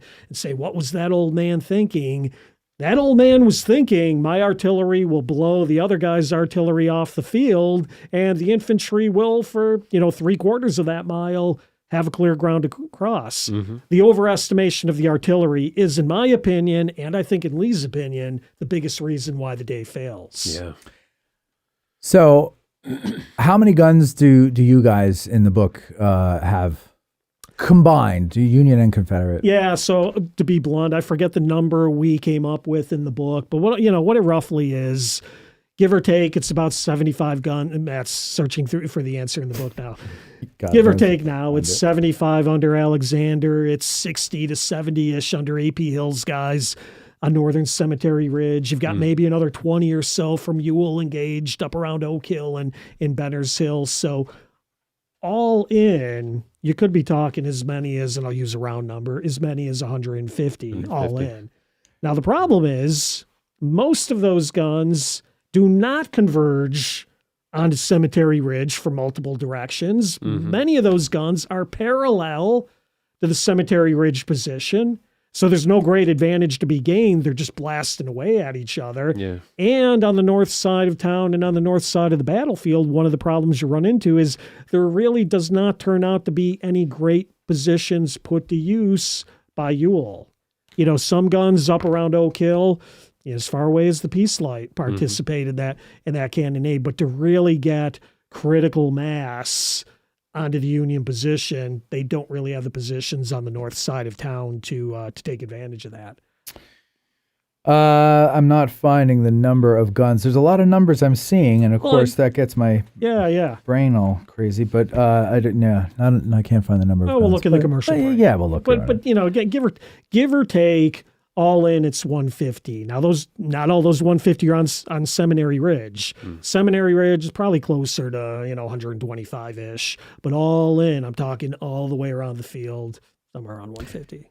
Now, today, when you're driving down Confederate Avenue and you see all the batteries neatly arrayed along the road, that is a misrepresentation of where they actually were. Yes. They would have been out in the field, not along where the road is, because some of them make no sense, right? Because they're down on like the opposite side of a ridge. Yeah, if you literally go and stand where they are today, you can't see anything. You have no field of fire whatsoever. Just randomly shoot in the air, boys. Yeah. But so there are none in the Peach Orchard, but there were during the battle. Yep. And then running kind of in an arc from the Peach Orchard along the Emmitsburg Road by the Sherfy property, and then kind of going back onto an angle to the Point of Woods. And again, there's no guns there today, with one or two exceptions. There's no guns there today representing that. Right. Yeah. So that's just one thing, and that's mainly what was that mainly due to the property that they could get at the time to put the batteries, or is that because they didn't want Confederate units on Union lines, or does it have more to do with the tour route, or? Well, I'll tell when I first started coming out here, I have a vague, not a vague, I have a clear remembrance when I first started coming to Gettysburg that there were artillery pieces along the Emmitsburg Road. Union artillery pieces? No, Confederate on the west side of the road, west side of the Emmitsburg Road, pointing toward up around the Sherfy property. Okay. Right? Help me out, folks. I don't if I'm wrong on this, dial in. I mean, you're substantially older than I am. Well, so you would have... I'm substantially more experienced. But there were artillery, and when they started taking them in, now this was years and years ago, but when they started taking them in for maintenance, A lot of those guns never came back. Yeah, Wow. yeah. So I don't remember there John being. Heiser Right, listening. yeah. John, call in. Tell us or something. So That is interesting. I'd like to know where they were. Like, you're talking like where Stuckey's would have been, or past that. So Past that. kind of. If you're doing one of your drive-abouts from the Peach Orchard towards town, Sherfy is on your left. Yeah. You're coming up kind of in that corridor between Sherfy and Klingel, but Uh-huh. on the west side of the road. I cannot be the only one who remembers this. well, we'll look for the yeah. comments and see Yeah. if anybody else remembers. It's not like I So wasn't- far, nobody does. Not like I've been coming here for 70 years. Come on, folks, help out. Gary, is Edelman out there? Is Edelman still watching? I think he fell asleep. Yeah, probably. Yeah. So Does he ever fall asleep? I don't know. He's got to sleep sometime, right? No. You don't think so? All right. So cannonades going on. Yes. Now, roughly around this time, before, Yes. after, Custer kicks Stewart's ass. When? Yeah, so, we generally time the cannonades starting a little bit after 1 o'clock, kind of ending before 3 o'clock. During all of that time, the action is going on at East Cavalry Field, but the grand charge at East Cavalry Field, the last Custer versus Wade Ham, probably around 3 o'clock. Okay. So, roughly around the same kind time, of a Pickett little and after. Custer, same time, which is one of the reasons why people say, "Oh, it was coordinated." But I think that's just Yeah, luck. it just happenstance. I think it just happens. There's nothing to this idea. We've talked about this Yeah. before on other shows, but let's mention it here because not everybody goes back and listens to old shows. There was an old tale that Stewart going around the Union, which would have been the Union right, but he's on the Confederate left, was an effort to get behind the Union line so that when Pickett broke through, they could sandwich the center of the Union line. Don't think there's any truth to that whatsoever. There's no contemporary evidence to support that. Some of that came in from participants and Stewart's staff officers and such later on.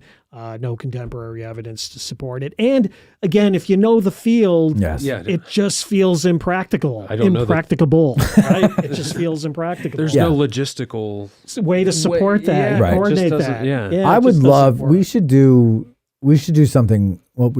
Someday on that, because if you just drive that route that he would have had to take with the roads that existed at the time, right? I did this morning. Did you thinking of this or just like driving it? Coincidence? Taking the little one to school out that way. Okay, Hunterstown. okay. But I follow the roads back all the time, trying to take different roads, get different perspectives, and I just can't. Yeah, No. I don't. And think about this. Lee does not start the day saying, well, at 3 p.m. we will have Pickett's charge. Yeah. So Stewart's all these, 4 miles away. Yeah. There's no way Stewart and Hampton are going to say, okay, it's 3 o'clock. Right. It's 3 o'clock, Charlotte time, come on out of the woods. There's not even a coordination, even ignoring the distance and the inability to communicate. There's nothing in the planning stage that has these two pieces coming Right. together. Yeah. Right. We'll attack Yeah. at 3. You be there at 3:30. There's none of that. Yeah. Our friend Estella Beard remembers the cannons. Thank Estella. Get me on camera. Well, Stella, thank you. Thank you. She Bravo. and Glenn. Bravo. And Glenn, too. Bravo, Glenn. I'm not going to blow a kiss at Glenn. But bravo. Oh, Glenn. Bravo. Glenn, buddy. All right, go ahead, Court. You got some. Yes. We don't want to get past these. Our friend Eric has read accounts where the cannonade could be heard miles and miles away. Are there civilian accounts describing what it sounded like in the town? Ooh. Oh yeah, there would be. A continuous roar, the ground shook, and that sort of thing. I'm trying to think. I don't have Michael Jacobs' account here in front of me. Jacobs is one of the best civilian accounts I go to for the. I don't recall if he would have described it at all, but yeah, I'm sure. Jenny Wade, Tilly. Well, not Jenny. Oh, Wade. not Jenny Wade. sorry. But Tilly Pierce and the like. And oh my heavens, mother, they're going to kill us all. I'm sure that was all. I get Tim Smith on for the civilian stuff. Right. The local crap, The as local Gary crap. calls it. Yeah, the local craps. I think there's one story about somebody who was deaf. They were in the basement of a house, and they signed to the people in the family. That one was close or something like they could feel it, and he could tell how close they were based on the strength of the concussion, the concussion that he was feeling. Death by concussion. Yeah. Death by concussion. Yeah. I was in a band in high school, and one of the girls in the high school came up to me one day, and she's like, "Hey, would you and your band want to play at this function that my parents' nonprofit has?" And I was like, "Yeah." And they're like, "They'll pay you like $100." And we're like, "Oh my god!" And we were 3-piece, so it's $33 a piece, right? Wow. That was in the 70s, so 33 bucks. That was a lot of money. It gets you like 2 tanks of gas, a night at the diner, and a movie. So we're all excited about it. And I was like, "Do they want to hear an audition tape or something?" She goes, "No, they're deaf." And I was like, They're like, it's a deaf people's organization, and they just have an annual banquet or something. And they're like, you could play as loud as you want because they dance from the vibrations. Oh, and I was like, okay, that's awesome. We could play. Yeah. We called it the Deaf Comedy Jam, and that was the best show we ever did, and we forgot to hit record on the camera. Wow. Yeah. Yeah. What was the other one, Mr. Gutty? Mr. Gutty, what role does Pendleton play in the Confederate cannonade? Is there tension between him and Alexander? And did this potentially contribute to the bombardment lasting much longer than planned? So it's a 3-parter. Yeah. So I think, so for anybody who doesn't know, Pendleton is the chief of artillery in the Army of Northern Virginia. Pendleton, in his report, is very laudatory of Alexander. So Edward Porter Alexander has essentially been selected by Longstreet to manage the 1st Corps artillery today. And Pendleton in his report is again, very complimentary to all the efforts that Alexander is putting into it and that sort of thing. But, there probably are some communication lapses, which again, I think are problematic along the line, frankly, on both sides of the field.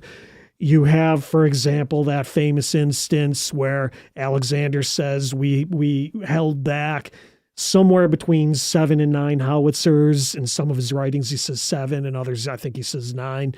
But we held back some howitzers, and then without telling me, Pendleton moved them. So when the time came for me to get the howitzers to move forward, we couldn't find them. So I don't know if I would call it tension between the two. I don't think there's any sort of... and again, Alexander's lieutenant colonel. If General Pendleton comes up and says, I need you, sir, yes, sir. Mm-hmm. We have always questioned the competence of Pendleton. And you could certainly argue, could Pendleton be more of a Henry Hunt and be more active in managing what's going on? If I read Pendleton's report during the cannonade, Pendleton does say he's kind of going up and down the line observing things, but you're really leaving the management to this kid, Alexander. Mm-hmm. So, but is his job the same as Hunt's?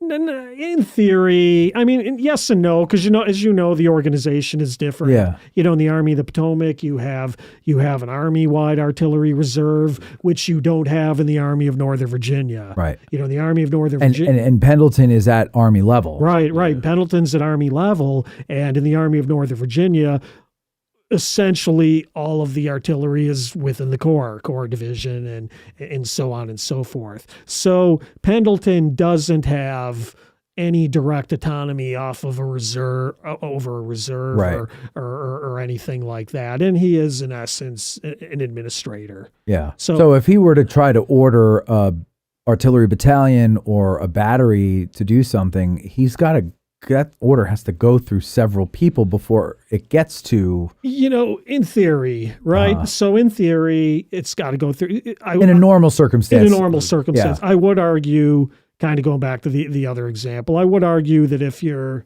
captain, whatever, commanding a battery, and General Pendleton comes up to you and says, hey, we need you over here. Sure. You're going to do it. But it's not ideal. And here's an example with the howitzers. So Pendleton makes the executive decision to move the howitzers. He either doesn't or doesn't feel like he needs to tell anybody. And so then when Lieutenant Colonel, Colonel Alexander's looking for him, he can't find him. So that's a good example why, yes, he can probably do whatever the hell he wants, but you really don't want to do it. So there were guns that were supposed to follow the attack, but they never did. Right. Okay. All right. So continue, or Should we? So at this point, you want to get to the infantry? Should we get to the infantry? All right, let's Yeah, get to the okay. infantry. So the cannonade, by most accounts, runs about 2 hours. Most people watching kind of know that. By Alexander's accounts, he did not expect it to go on for 2 hours. And of course, as the cannonade is going on, it's really left to Alexander to determine when has the opportunity arisen to bring the infantry forward. Mm-hmm. So this is another reason why it's not coordinated with Jeb Stuart. It's lead along street to Alexander. Alexander has some momentous latitude to say, I think we've had the desired effect, bring the infantry forward now. Now, we could go on with this all night. I'll shorthand it. I mean, for various reasons, it's not till approaching probably 2:30 or later that Alexander does not see the cannonade having any desired effect. Finally, though, he thinks he sees some guns being drawn off Cemetery Ridge, Cemetery Hill. He sends the note to Longstreet and Pickett saying, for God's sakes, come forward now. And so it's somewhere about 3 o'clock in the afternoon. The infantry steps forward and begins that march to destiny. Mm-hmm. Pickett gives the order down his line. So Kemper's brigade is moving forward on Pickett's right.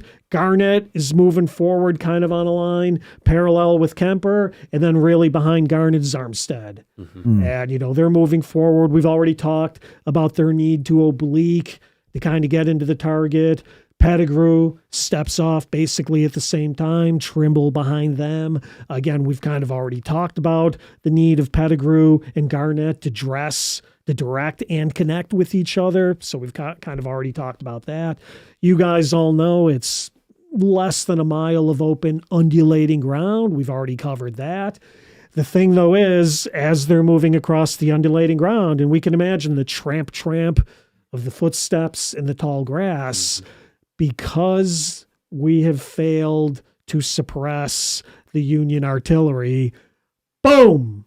Here comes the shells and the projectiles, and they start taking shots and casualties all the way across the ground. Yeah. The ones that were able to get up. How many do you think actually remained behind from sunstroke? When we did the book, we tried to apply some math and some science guesstimates to it. There is no way to know. Nobody says that. Nobody ever breaks that down. We we looked at accounts. There clearly are accounts saying that it happened, but we have no way of knowing the precise number. So when we did this in the book, we kind of did some 10% haircut estimates, 6 guys in this company, 10 guys in that company. And it can, as you get through every company and every regiment and every brigade, it can add up to a couple hundred guys. Yeah. And that's probably not unreasonable. And then also they're taking casualties from the bombardment. Right. So whatever they were starting with, they're not moving forward with. Exactly. Okay. Exactly. All right. So they move forward. They're on their way. They're under Taking fire. That's where you left off. Yeah. So they're taking fire. They're approaching the Emmitsburg Road. They drive back any Union skirmishers from that point. Kemper's right is getting hit, from artillery all the way from Little Round Top. Mm-hmm. They're crossing in front of McGilvery's front. This is before Wilcox and Lang come forward. So they're taking artillery fire from McGilvery's line. Over on the left, Pettigrew and Trimble are coming, straight in towards the northern end of Cemetery Ridge and part of Cemetery Hill. They're getting hammered by artillery fire from Osborne's 11th Corps Artillery on Cemetery Hill. Brockenbraugh's brigade, by all accounts, breaks first. Yeah. Mm-hmm. And look, again, you have to filter that. They're Virginians in a heavily North Carolina brigade. For whatever reason, Virginian or, no, I don't get into that Virginia, North Carolina bullshit, but those people do. Mm-hmm. But by all accounts, by the lack of casualties, by the fact that none of their flags are captured, almost everyone agrees Brockenbraugh's guys break and fall back when they get not far past Long Lane. Yeah. And so what that does is that is now putting the left end of this whole attack teetering on the brink of destruction. Yeah. Because as they get to the Emmitsburg Road now, you can now get units like the 8th Ohio and other units like that come out of the line and then changed front and are now firing into what would be Davis's left flank. So Davis is struggling. Meanwhile, back on the other end of the field, Stannard's guys come out and they're firing into Kemper's right flank. So, the whole attack at this point is enveloped on both sides. And whether they realized it or not, and I would argue many of them maybe still not realize it, defeat is officially in progress at this point. Yeah. But, there's still accounts still talk about enthusiasm and we can do it. That line in the movie where Kemper comes up to Armistead and says, "Goddamn, Lowe, they're firing into us. You got to come up and help me." The real version of that line seems to be Kemper saying, "We're going to take the ridge. Are you going to come up and help us?" And Armistead's got the hat on the sword and says, "Yeah, look at my guys. They look great." Yeah. So I think at least at some levels, there's still that Southern charm, confidence, whatever you want to call it, that says, we can do this. I don't think it looks as one-sided as we envision it. I really don't. Where do you think they start taking heavy casualties? I do think heavy casualties at the Emmitsburg Road. Yeah. Part of that, again, is the target density.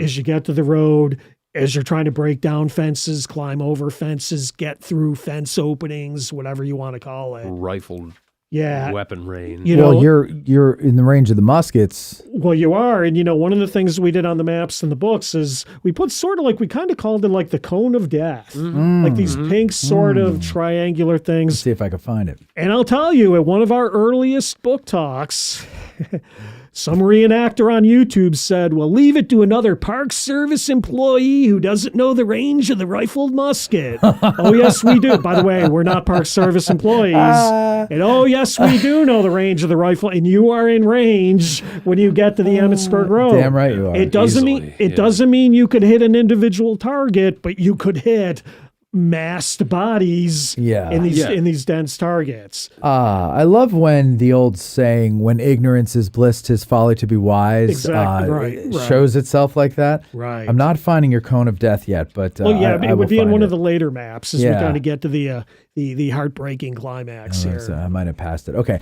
so Emmitsburg Road, and they're getting stopped up by the fences and everything. How the Emmitsburg Road today? You go driving on it, it's pretty level in most spots, or not too far different from the ground on either side of it, right? Right. But it was a dirt road, or was it macadamized? No, the Emmitsburg Road would have been dirt. Okay. And there was a sunken nature from wagons coming up and down, and I would imagine very rutted and such by in Trimble's guys in particular. Trimble's guys in particular talk about the difficulty they had in getting over the road. Pickett's division, in whatever number, that's the whole topic of contention. How many get over the road? How many don't? Pickett's division, in some mass, do get across the Emmitsburg Road. I think most of Pettigrew's guys get across the Emmitsburg Road. Trimble later acknowledges, hey, I did what I could, but I couldn't really get my guys to get beyond the road.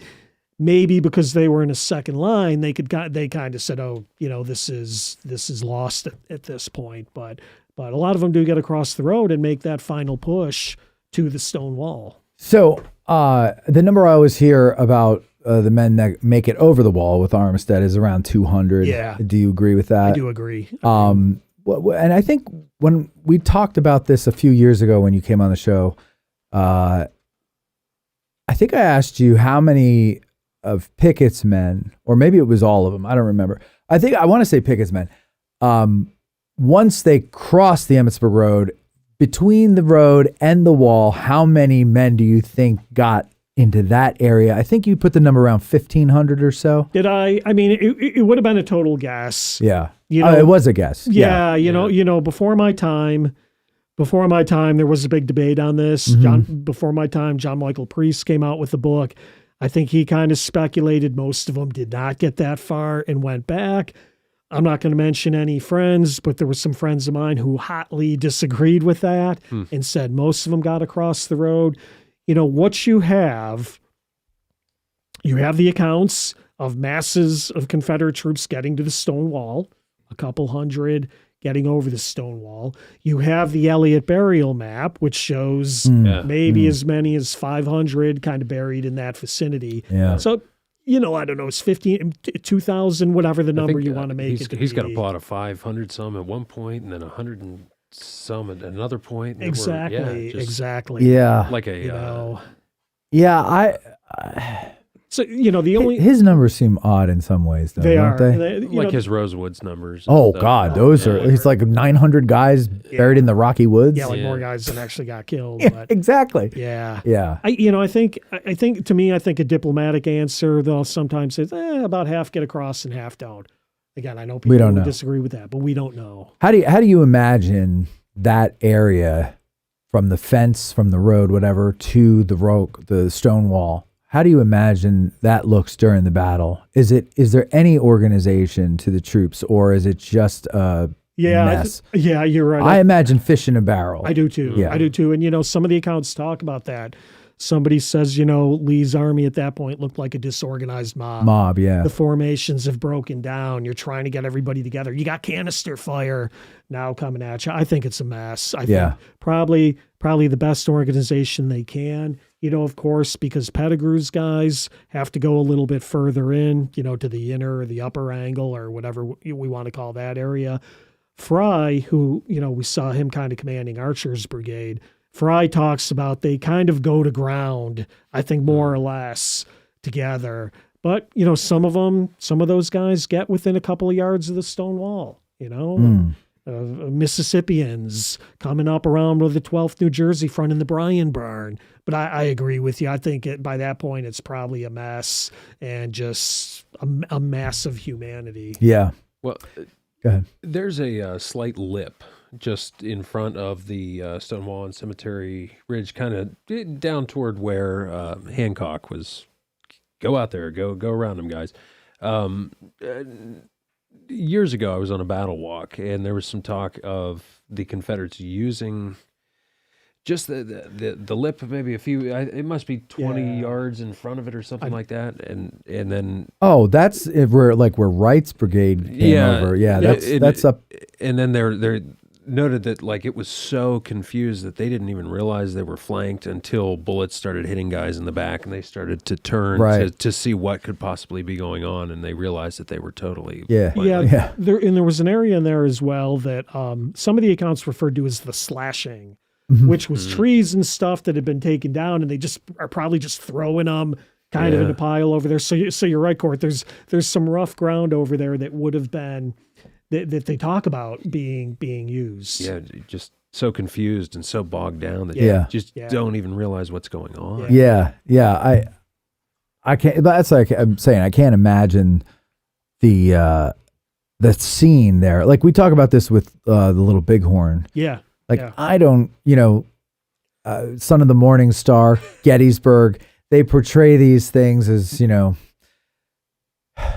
cohesive, organized. You can make friend from foe. I don't think that's the way they are. These are people are killing each other, right? It's just I just picture them as slaughters. Yeah. And if nothing else, the big clouds of smoke from a black powder, how you just would not nearly have the visibility to easily see the guy across the room. Right. You wouldn't be able to do that. So now just recently. And we're talking.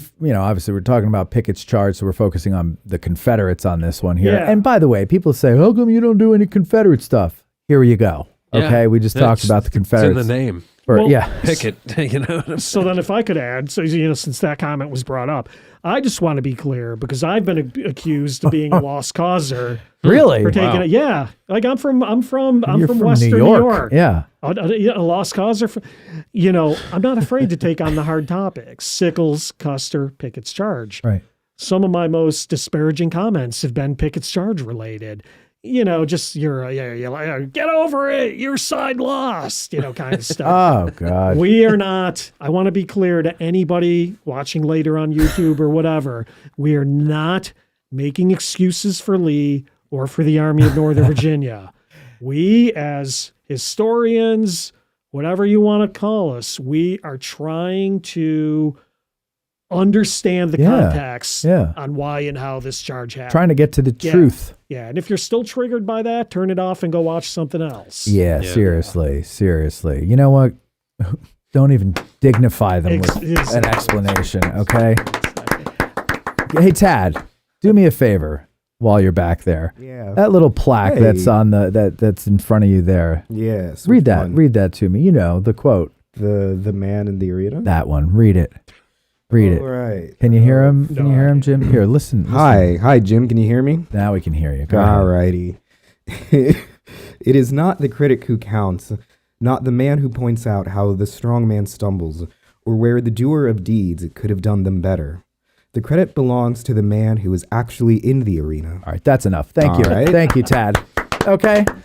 That's what you say to those people on YouTube with their comments. And actually, you know what I noticed in that scene? I think we've lost half of the control room. I think everybody, Yeah. Debbie Jones went home. Debbie Jones is sleeping. Right. I think she's curled up on the floor. Mr. Wyman was caught kind of walking in from the other room. Yeah. Yeah. He's going to get a piece of cheesecake. Tim is on his phone.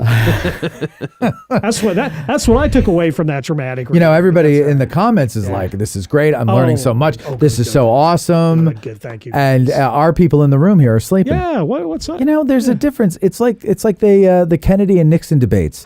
It's different when you're listening on the radio than when you're watching on TV. That's right. Well, because we're sweating. No, I was going to say we're as good looking as Kennedy is what I was going to say. Oh, yeah. But, Well, that's also true. We're the Kennedys. Yeah. Better. Yeah, We're better looking than Kennedy. Yeah. I think a lot of people would agree on that one. All right, so the Confederates lost Pickett's charge, but I do want to point out, we'll just jump across the wall to the Union side there. Yes. And back in, 2013, it was Obama who gave our boy Alonzo Cushing the Medal of Honor. Yes. 150 years later. I watched that live, and it was so Yeah, neat. I watched it too. Yeah. It was very cool to watch. Yep. And just wanted to point that out. It's a cool little tie-in to recent history. And when it it said is. for combat operations in the vicinity of Gettysburg, Pennsylvania, Yeah. the way it made it sound like, yeah. you know, he's on Okinawa or Yeah. something. It's just Okay. Yeah. Yeah. I ended up shortly thereafter. I ended up giving a tour to the descendant. And Descendants. that was Oh, really? Yeah. Okay. Yeah. Oh, so that's that cool. was obviously a cool Well, experience. you got me there, Jim. You got me there. All right. So what we're going to do, ladies and gentlemen, is we're going to take a break. We got to do that, bathroom, whatever. And also we're going to get ready for your questions. We've got questions submitted by our patrons over at patreon.com/addressing Gettysburg. Also, we have somebody in the call queue. 717-420-1978 is the number to call if you'd like to get in there. And of course, super chats of $10 or more get read on the air. We'll be right back. While we pay the bills, we hope you'll call 717-420-1978 and get in the queue to ask a Gettysburg guide. We'll be right back. Oh, the ocean waves to roll and the stormy winds to blow, and we poor sailors are skipping at the top while the landlubbers lie down below, while the landlubbers lie down below. At Digital History Pioneers Foundation, we are about grassroots history on digital platforms. That means we are about podcasters, documentarians, YouTubers, and even TikTokers. All of these creators are out there trying to share their love of history with the public. They don't need ideas, they need funding, both from viewers and corporate donors.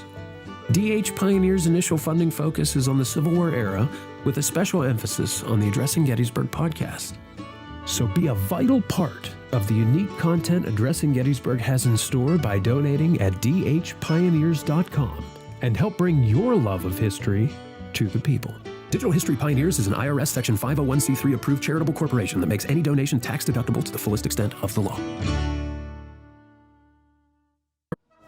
The Gettysburg Museum of History, located right here in the center of Gettysburg, PA. Owner and curator Eric Dorr grew up here and has spent his life collecting and preserving history through artifacts ranging from the Civil War, the Battle of Gettysburg, World War II, presidential items, pop culture, and more. His museum is free and open to visitors Wednesday through Sunday, 11 to 5 p.m., where you can stop by and immerse yourself in some of the most amazing artifacts that you would never believe exist in the middle of Gettysburg. If you're a fan of Band of Brothers and everything Everything Easy Company, you'll love his exhibit featuring the Dick Winters collection and artifacts from D-Day. You can even own your own piece of history by buying one of the many relics they have for sale in the museum and on the website gettysburghistory.com. The Gettysburg Museum of History is a non-profit 501c3 organization with a foundation that allows all purchases and donations to keep the museum operating and open free of charge. They have been featured on the History Channel, the Travel Channel, the Smithsonian Channel, and the Science Channel. Now you can check them out on American Artifact, the series on the YouTube channel, The History Underground. So that's the Gettysburg Museum of History at 219 Baltimore Street or the gettysburgmuseumofhistory.com. If you like this podcast and what we're doing here, please like, share, and subscribe. Thank you very much.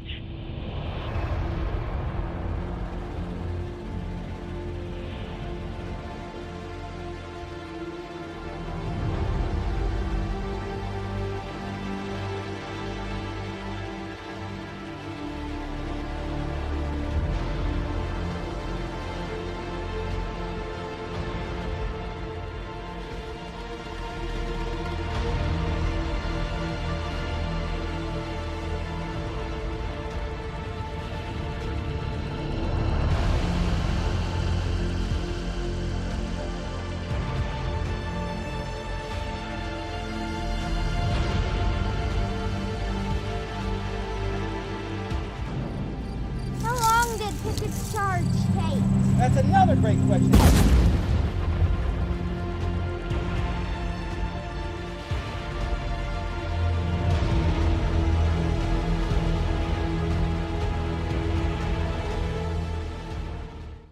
Who can forget the sounds of the 60s? The 1860s. I can't, and you can't either. Now, there's Marching Through Georgia, the exciting new album by Billy Webster. All of your favorite hits of the 1860s in one place. Such hits as Gary Owens,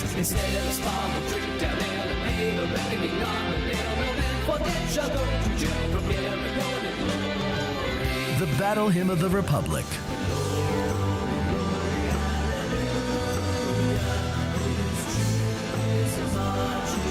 All Quiet Along the Potomac Tonight,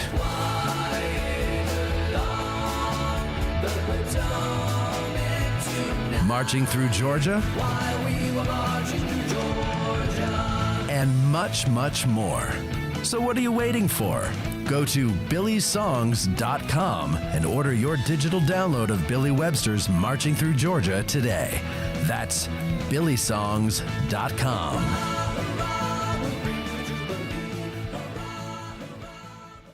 Seminary Ridge Museum and Education Center, Gettysburg's premier museum, is housed in the historic Lutheran Seminary building constructed in 1832, a witness to the first day of battle. The museum's 3 floors of exhibits connect visitors to the dilemmas that led to the Civil War, provide a powerful and personal view of the battle's first day, and explore one of the battlefield's largest hospitals. No visit to Seminary Ridge Museum and Education Center is complete without a guided tour of the building's famous cupola, where on the eve of battle, officers and civilians saw thousands of Confederate soldiers' campfires burning to the west, and Brigadier General John Buford watched for vital federal reinforcements as fighting erupted on the morning of July 1st. Today, you can stand where Buford stood and discover how this view helped chart the course of the Battle of Gettysburg. Your trip to Gettysburg is not complete without a serious visit to Seminary Ridge Museum and Education Center, Gettysburg's premier museum. Purchase tickets online at seminaryridgemuseum.org or call 717-339-1300. To get tickets or a cupola tour, listeners may call or walk in and mention address in Gettysburg, or by ordering online using the promo code AG1863 for 20% off. Seminary Ridge Museum and Education Center.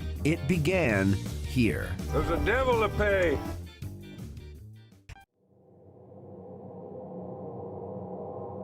You're listening to Addressing Gettysburg. Back. 10 seconds after you got down to 1. Oh my God, we're back. Hey, ladies and gentlemen, I want to tell you about something very exciting that you do not want to miss, and I don't want to hear any excuses, okay? April 12th, mark it on your calendar. Actually, better than that, go to the link in the comments that I just pinned Click on it and get yourself some tickets to a live Ask a Gettysburg guide. You like watching it here? Well, imagine watching it in person. That is right. It's even better. Live musical performance by Billy Webster, who does some of the music that you hear. Excuse me. And he did a full album of Civil War songs with kind of a punk rock kind of feel to them. Rock and roll. He's going to open the show with that. Britt Eisenberg. Who else? Jesse Eisenberg. Jesse Eisenberg is also going to be there. No, Britt Eisenberg's going to be there. Louis Trott's going to be there. Of course. Kevin Bryant's going to be there. Jim Hessler would be there, but he's coming back from England that day. You did invite me to participate, which I greatly appreciate. Yeah. Out of town. And so, damn it, Jim. Damn it. And where did I leave off? Cody. Cody Aish from the Seminary Ridge Museum and Education Center. This is also being sponsored by the Gettysburg Foundation, the Seminary Ridge Education Center, our very own Digital History Pioneers Foundation, and listeners like you. No, also community media. Yeah. And listeners like you. It's going to be a lot of fun, ladies and gentlemen. Come on out, have fun, ask a guide live. We've got some activities planned for you and other things like that. I think you're going to really like it. We were just over there at their warehouse picking out stuff for the set. It's going to be really cool. Yes. So click that link in the comment section, or if you're watching this after the live stream, it's in the description. Click the link, and we'll see you there on the 12th. You didn't get in the phone queue during the break? Come on. What are you, chicken? 717-420-1978 is the number to prove me wrong. Super chats of $10 or more will be read on the air. Here's Matt. Okay. You are... Nobody calls him chicken. You're Nobody. You're rough on this audience, Court. What? Yeah, What? I almost called you Tad. All right, so we're back. We've got a phone call. Let's get that first before we get into our submitted questions Is that here. my wife wondering where the hell I am? At That's this right, point? Michelle. Hello, you're on the air, Michelle. No, I'm just kidding. This, I think, is from Down Under. Oh. Grant. I need to. Well, I don't know. I think maybe Grant has passed on. So, jeez. Let's see. Oh, Will we miss? maybe I should hit the talk button. I think this call is from Down Under. Grant, you're on the air. Good day. G'day, mate. I was just waiting for a kindly old fellow to unmute me, so I'm here. Hey, Grant, when is Christmas in Australia? When is Christmas? Yes. You do everything Same backwards date down as, there. Oh, you do have it on the same day. Okay. Okay. All right, Grant, what's your question? Another good question, Matt. Another good question. Well, I'm learning about Australia. You know, every time you call in, I learn a little something. Have you heard of the, what's the name of the band?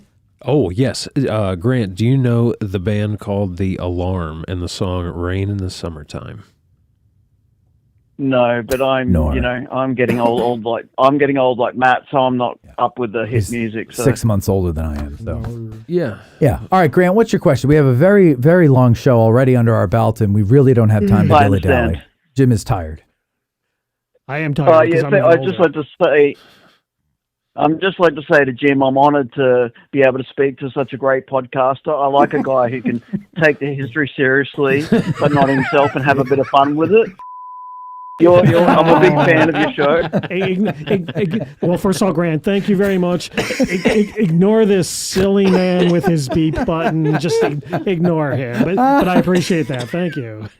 Especially the wrestling references are always good to hear as well. It's a great podcast. You like the wrestling references, you say. And on this topic, you are the book Big John with Wayne Stud Mott. of...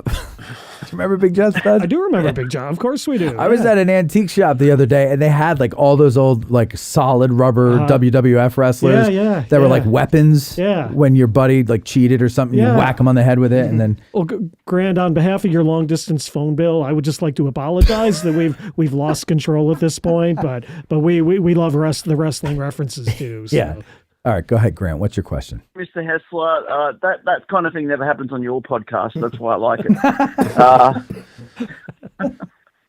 But anyway, I'm sorry. And I got to say, your book with Wayne is fantastic. I can't wait to be able to use it when I can walk the ground when I come visit Gettysburg. So you're never going to come here, Grant. Stop, please. You keep chickening out. So I've got to get to my questions. So I can move on with the show. Oh yeah. Jim, why was the troop formation in line of battle rather than in echelon? Like, to move across the field faster. Why line of battle? Because to me, that's a slower way of doing it. Well, that's an interesting question. I think part of the alignment is based on the ground. I think in terms of, and I'm not sure if I'm answering the question even correctly, but I think in terms of Pickett's division in particular, they talk about really not having enough room to deploy it like they initially planned on it. So I think they go line of battle, Kemper, Garnett, and then Armistead behind him. I think part of that is just they talk about the amount of space that is in between Spangler's Woodlot and the Emmitsburg Road. I do know some people that have tried to characterize this as an echelon attack, and I don't think that's accurate, but I do think, there probably was some sense that at least Kemper would come over, hit him in echelon. Armistead is told, hey, when you come up, when you get up, you're going to make up the distance and maybe even end up on a line with Garnett. So I think it's kind of just a big, hot, confusing mess from that perspective. And I don't know if that's a great answer, but that's kind of my take on it. It is. Thank you, Grant. That was Mo. And I just have one other. Thank you, Matthew. If I could just ask my second question, and then I'll be out of your hair. Sure, 2 questions. Go ahead. Out of his hair. Oh, thank you.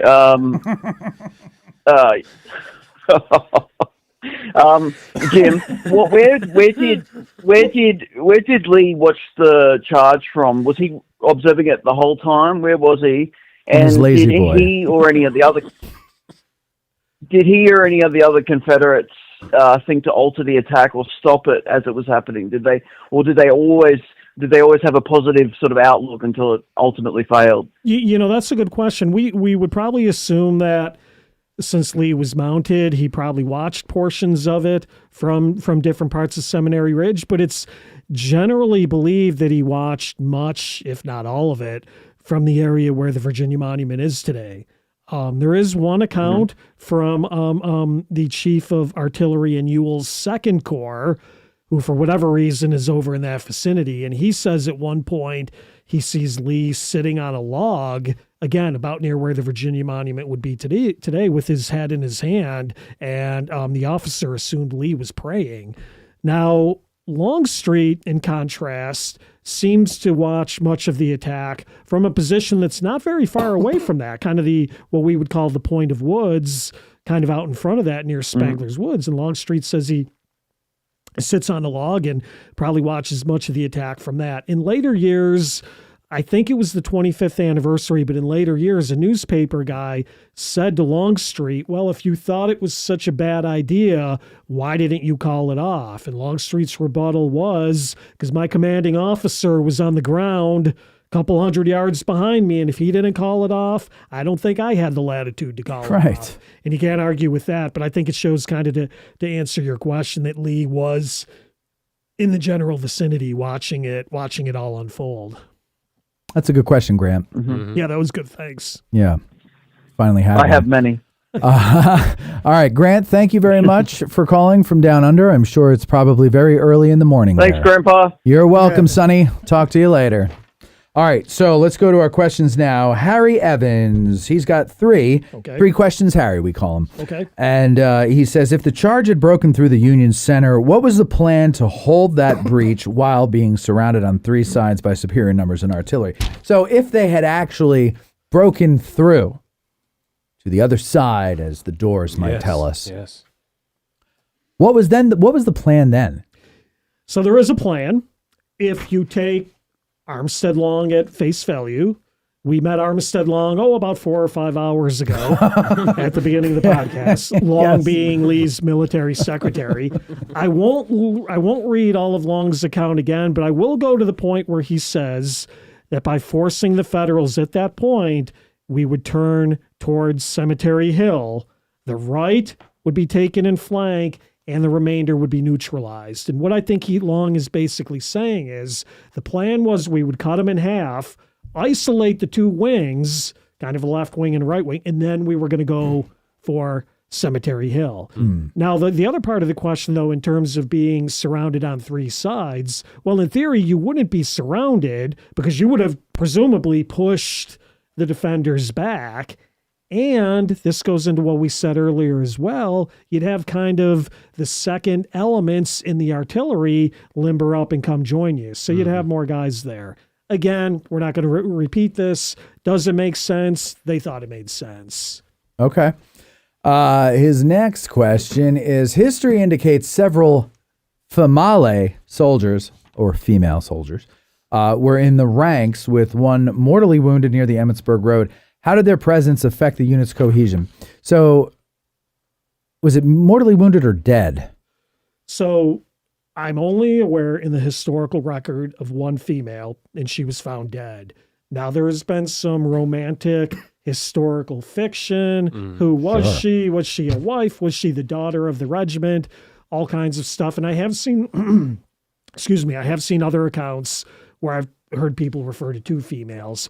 I'm only aware of one in the historical record, and she comes up in the account of Brigadier General William Hayes. Now, William Hayes takes over the 2nd Corps after Hancock. They don't give it to Caldwell, they give it to William Hayes.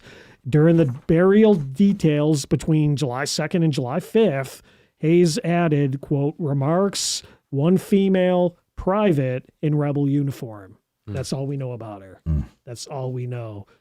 So, we might speculate, who was she? What, to the other part of the question, what was her role in the ranks? We know nothing. Despite the overwhelming destruction of the Confederate force, why did Meade refuse to pursue and counterattack on July 3rd? And what does that say about the true condition of the Union Army? Yeah, so he doesn't refuse to counterattack, but he does. He rides out to Little Round Top. Alfred Pleasanton, other staff officers are on the scene. They are observing it. Now, in Meade's testimony before the Joint Committee of the Conduct of the War, he will say, I considered making an attack, and he uses the term attack. I ordered skirmishers and stuff pushed forward. And what happens is these skirmishers being pushed forward really turns into more of what we would consider today a reconnaissance in force. McCandless's brigade, 5th Corps, Nevin's brigade of the 6th Corps, they kind of move up the Wheatfield Road. They route some Georgians out of the Wheatfield, and then they stop. They don't make it as far as the Emmitsburg Road. So by that time, it's late in the day. Meade says in his testimony, the amount of time it took to execute, the amount of time it took to come back and give me the feedback, it was too late in the day, and they kind of run out of time. What that says about the Army of the Potomac and the situation in Meade's army, at that point in the day, the 5th Corps and the 6th Corps are his best options to do something. Now, people always say, people always say the 6th Corps is always scattered all over the field, but they've got 4 or 5 brigades in and around the left center area. So you could have done something with them, but you didn't. But you're not going to, the 2nd Corps is unorganized at this point. The 11th Corps, the 12th Corps is on the other side of the field. The 3rd Corps you're not going to use. Yeah. I think that's what that says about the condition of the Army. Ken Wyman, who's in the back. Ken, would you like to come in and ask your question in person? No, it's okay. What? Would you like to ask it from back there? I don't remember the question. All right, I'll tell it to you and I'll whisper it to you and you say it into the microphone. Oh, he's coming in. Oh, he's coming in. Okay. Here. Put a star next to it. Give you a nice gold star there, Ken. There you go. It's all typed out, so you can ask it. Go ahead, ask it. All right. Do you think Pickett's charge would have had a different outcome if E.P. Alexander had limited... A little louder, please, or move near a microphone. Would you like to use mine? Yeah, there you go. Do you think Pickett's charge would have had a different outcome if E.P. Alexander had limited the initial use of his artillery to guarantee the Confederates had ample supply during the duration of the attack. Ken Wyman, ladies and Ken gentlemen. Wyman. Ken, by the way, had ancestors in both the 20th Maine and the 7th Cavalry. Yeah. That's pretty cool. Yeah. I have neither. That's pretty cool. Yeah, I have neither too. So, all right. So go ahead. What's your answer to Ken? Thank you, there? Ken. Ken, the answer is no. Artillery, we have to remember, was really, to me, the key to Lee's planning. And, when you go out there, as we said this before, and you shake your head at the mile of open ground, you have to remember that Lee intended that his artillery would break up the Federal artillery. That's the great failing of Pickett's charge. I do think the cannonade had some impact. It disrupted Meade's headquarters. It smashes up some Second Corps batteries in and around the angle. But if Alexander had limited his initial artillery to conserve ammunition, I don't think that solves the fundamental problem that you have of breaking up the Union artillery. If you shoot less, they're going to shoot less, and they'll still have more ammunition too. It doesn't, in my view, it doesn't solve the basic problem. But it's a good question, and Ken is a great guy. Yeah, Not he just is. because he's Not in the just because he's studio. in the room and he's armed.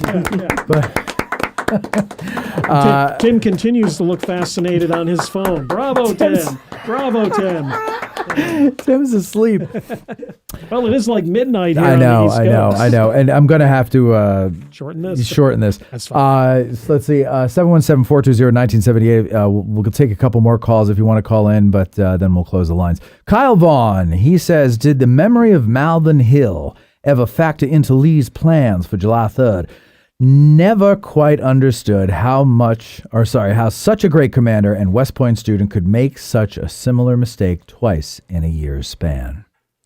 Yeah, I mean, fair enough. And Kyle is again another guy that I know. Hi, Kyle. If you're watching, I mean, I certainly can't argue with that. I mean, Malvern Hill, July of 1862.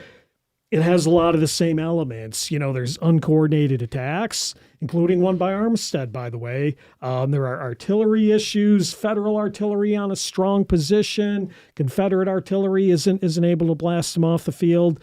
There's a lot in common. I might argue that you could argue that, well, if Lee knows the attack on Malvern Hill failed and was a disaster, maybe we shouldn't attack Cemetery Hill.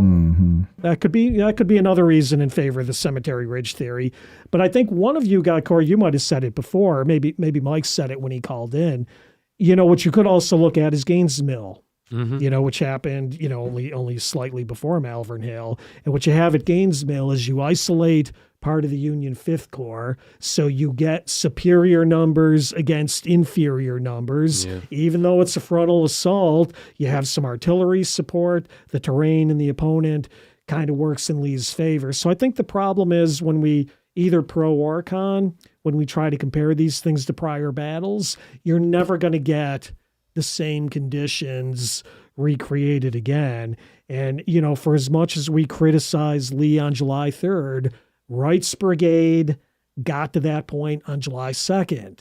So that's proven that you can get to the point.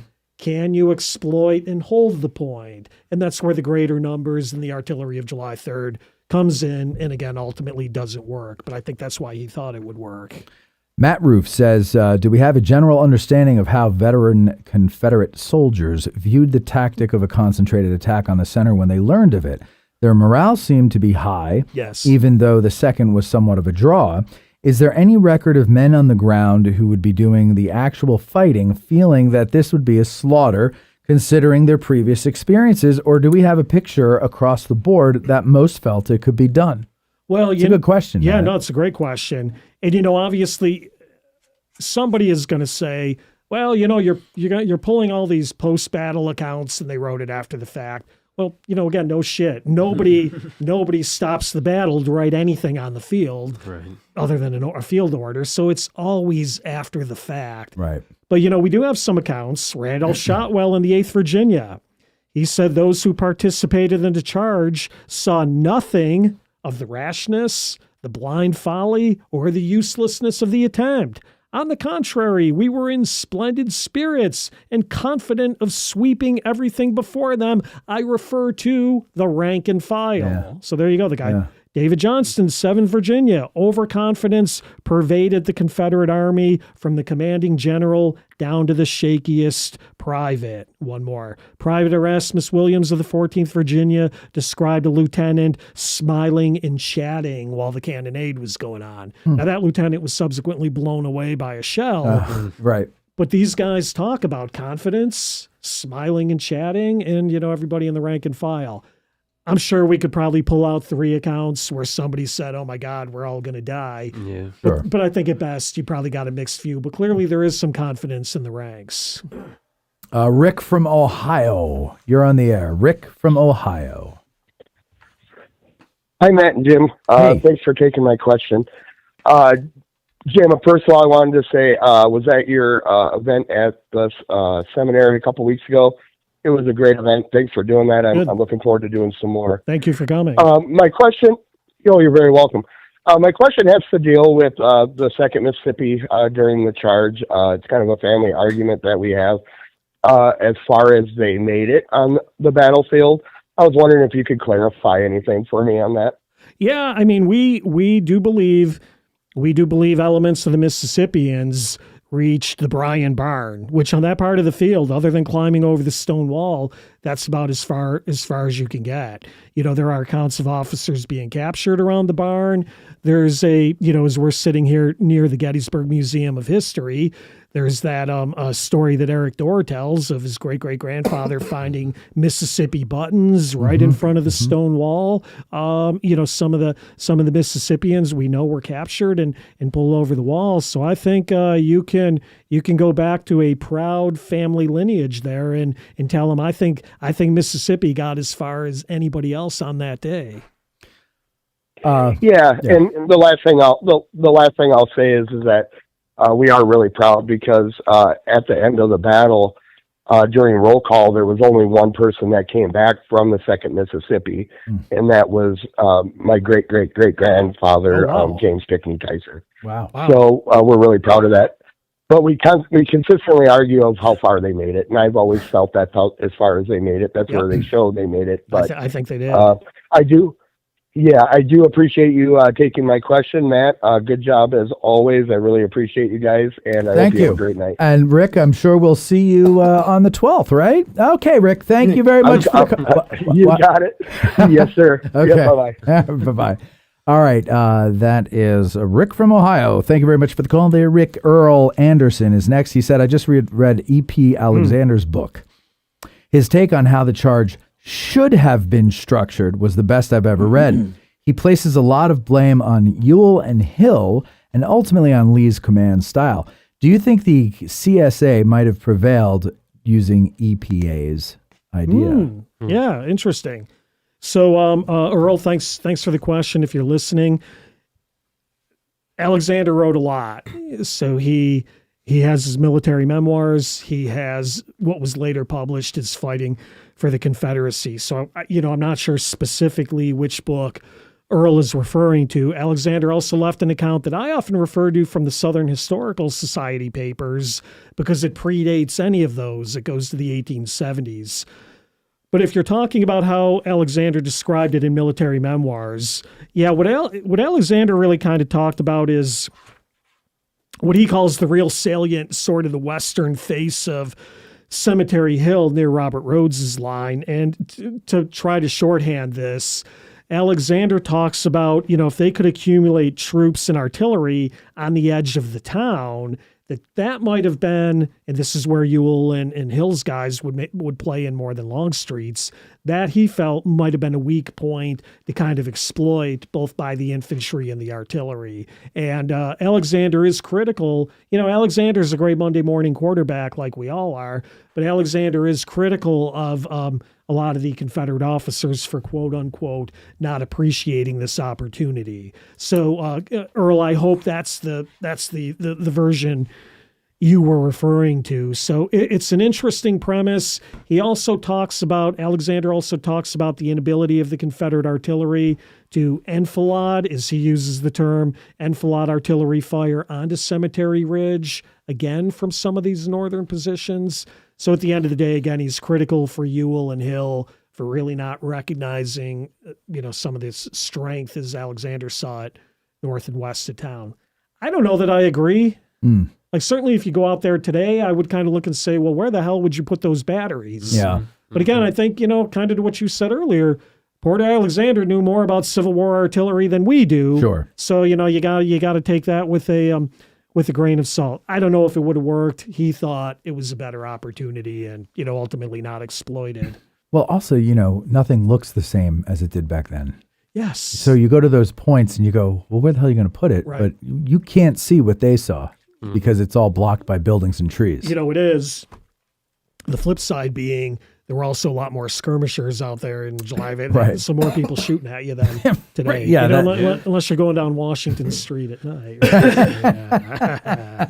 Jeff Pasnick says, there have been other open field charges. What makes the Pickett Pettigrew Trimble charge the one most people think of?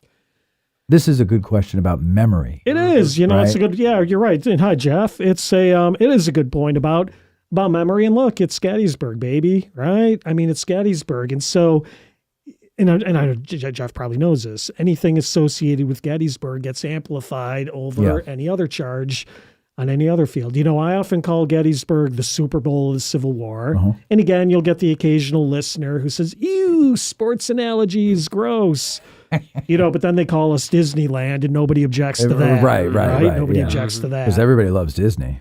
Exactly. Oh yeah, everybody does. But I think long story short, and we can't, for anybody who may not know, we can't dismiss the role of John Bachelder in playing up this as the high water mark and the turning point of the war. The guy starts doing history of it before the war's over. Yeah, like there's wounded men here that he's taking around the battlefield. They're still convalescing.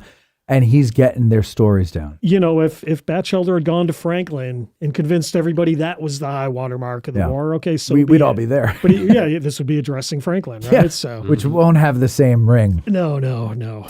Bob Passamenti, our benefactor for tonight. Bob wants to know, he says, one of the most compelling parts of your Sentinel work on Pickett's charge is a rather granular look at the Union command kerfuffle on Cemetery Ridge, specifically the clash between General Hancock and General Hunt over artillery fire. Hancock wanted his guns firing to keep up infantry morale, while Hunt wanted to conserve ammunition for the coming assault. In your view, James, did General Hancock's interference actually jeopardize the Union's ability to repel the charge, or did it heighten it? And did this itself highlight a larger issue in your research regarding General Meade's leadership during the most climactic point of the battle? Yeah, okay. And again, thanks, Bob. Looking forward to seeing you here in Gettysburg in a couple of weeks. The Hancock-Hunt debate always has to be addressed in some way. It's just a fun sort of human interest butting of heads. I think something we can all relate to. Look, the nut of the debate is that Brigadier General Hunt considers himself in charge of all artillery on the field, while Major General Hancock considers himself entrusted with the defense of the Union left center. That's basically what the debate all comes down to. So Hunt going around telling artillerists, cease fire, slow your rate of fire, conserve ammunition. Hancock, though, thinks that whole zone is his and that Hunt is just a staff officer, and Hancock wants to see a vigorous artillery defense. That's sort of summary of the debate. Now, did it make a difference, and did it jeopardize the Union defense? I'll be honest, again, when I look at it, I have a hard time seeing, did it really jeopardize the defense? The Second Corps batteries allegedly keep firing. McGilvery's guys who are more under Hunt's jurisdiction, they slow their rate of fire. Hancock will later say, hey, the enemy got to our line because we were imperfectly supplied with ammunition, while Hunt will say, well, if that infantry general would have followed my orders to stop firing, they would have had plenty of ammunition. Hunt said Hancock's move nearly jeopardized the defense. Again, I don't really see that it did, but I'll fall back onto our default position tonight. Who am I to argue artillery with Henry Hunt, commander of the Army of the Potomac's artillery? There you go. And finally, Ken Miller. Ken sent a bunch in. I'm going to choose two of them, and I'm sorry, Ken, but we're at 2 hours and 45 minutes. Is that all? So I've got to get home. Yeah. Ken, he's yeah, right. Jim, that's you. He says, what first inspired you to take such a deep dive into Pickett's charge, and what did you and Wayne Mott uncover that changed your own understanding of it? So, long story short, it came around in a couple of ways. It was circa 2010 when we were sort of talking about this. I wanted to do something after my Sickles book came out.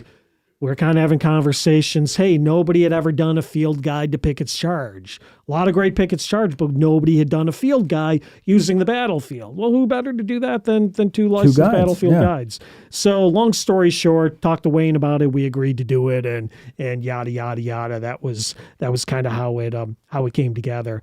I don't know, because it's hard now to kind of recreate my thinking from 12, 13 years ago. Like what? I think what I 13 years ago I came away with a better appreciation of was this idea that Lee himself in his reports really credited the failure of the artillery with being the cause of the failure of the charge. It wasn't North Carolina versus Virginia bullshit. That it really was, the failure of the artillery to support the attack. And I don't know that I learned that, but I came away with that more impressed that was really a key factor. I'll just tell you one quick story that I think the book uncovered for a lot of people. 13, 14 years ago, nobody realized or appreciated that General Armistead had his son, Walker Keith Armistead, here with him on the field and on staff. And I will tell you, when the book came out and somebody would sit across the table from me and go, what are you going to tell me that I didn't know about Pickett's charge? And we would say, well, did you know Armistead's son, Walker? No, I didn't know that. Now it's been in subsequent other books and people use it on tours. And all I'm going to say is if you're using it in a book, please cite us because we were really the first ones to do that. And that was really based on research Wayne had. The information was always there, but we just sort of had to put it together. So what's the point? The presence of Walker Keith Armistead doesn't impact the outcome of Pickett's charge in any way, shape, or form. But what it tells me, tells us, and hopefully tells you, the listeners, is that there are probably still other great personal human interest stories out there waiting to be told. Yeah. Right? And we will never know all of the stories behind this. Was he near Armistead when he was hit? We don't know. We don't know. Okay. Yeah, he was on staff and seemed to have rode forward. He survived? He survived the charge, went on to live a moderately long life. But yeah, there's still a lot about him we don't know. But before that, I don't think anyone knew anything about him. And then the second thing he wants to know is what's the most surprising artifact or primary source you've encountered related to the charge or its participants? Shit. Because I kind of just answered that in terms of what was the most surprising kind of thing. So I'm glad I picked. It's basically the same answer. Yeah. Basically the same answer. Okay. Yeah. Even unless you want to take another question or wrap it up, but he's got a whole bunch of them here. Let me ask him one more. How about the high watermark label? Okay. Yeah. All right. Good. If we erase the famous high watermark label and started fresh, what phrase would you use to describe July 3rd, 1863? Well, I like that question because in pro wrestling terms, we could call it the big finish. Okay. Right? The big finish is a pro wrestling term, and that basically how you finish off your opponent. Good night, Irene. Good night, exactly. Well, do people say, I was thinking like the suplex. No, wasn't it, didn't Mean Gene Okerlund used to say that? Oh, remember maybe. Mean Gene? Yeah, I do. He'd be like, good night, Irene. Okay, fair enough. Fair enough. The big, what would That's the last time I watched wrestling. What would I call it in 1863 terms? The grand climax or something like that. I think the point, this is why I want to close on this for the night. I think the point for people who want to say Pickett's charge was meaningless, anticlimactic, boring, straightforward. You know, you often hear this from the Culp's Hill Mafia, you know, who needs to support Culp's Hill at the expense of Pickett's charge. The veterans in history have remembered this as the big finish. Yeah. And I think it is. I think it legitimately is. Well, Jim, I have to say, Steve Sims coming on doing a live stream several years ago was our record of concurrent live viewers. Oh, yeah? At 150. And we are at 166 concurrent live viewers. Nice. Thank you. So there you go, Jim. You're coming on every week now. You know what, Jim? You're my co-host now. We could work on it. You know what? We're putting the two shows together. That's what we're doing. Yeah, that's right. We'll it's a hostile takeover, right? But, mergers and acquisitions. Yeah, murders and executions. This country was built on. That's exactly right. No, but thank you all for watching, listening, whatever you do. Don't forget to like, share, subscribe, and also hype. You can hype now. I don't know what that means, but it actually helps. All of this helps. We thank you very much. And of course, we're going to see you all on April 12th. Just go ahead and click that link there. That's pinned right at the top. And that's it. Tim, I'm glad you're awake now. Ken, thanks for coming. Debbie, thanks for coming. Tad, thanks for doing a good job. Court, thanks for doing a good job with the comments. Jim, thank you very much for coming. Thanks for having me. Thanks. Yeah, absolutely. Anytime. You know I love having you on. And of course, we have to thank Bob Passamenti for our wonderful dinner tonight. And the people at the Dobbin House for preparing a delicious meal. And I hope you guys have hungry people at home because you're taking a lot of this food. Because I can't take it all. Everybody's got a hungry heart. Yep. That's right. All right. See y'all later. Addressing Gettysburg's Ask a Gettysburg Guide is produced by Matt Callery, Mikey B. Bariski, and Tad Scase. Hosted by Matt Callery, featuring Mikey B. and Court Nicker. Engineered by Tad Scase. Guests booked by Dave Bussiere of TR Historical. Broadcasting from and recorded at the Gettysburg Museum of History Studios. Thanks for listening. Instead of small drink down there and pay the reckoning on the nail. No man forget shall go to jail for carrying on glory. Instead of small drink down there and pay the reckoning on the nail. No man forget shall go to jail for carrying on glory.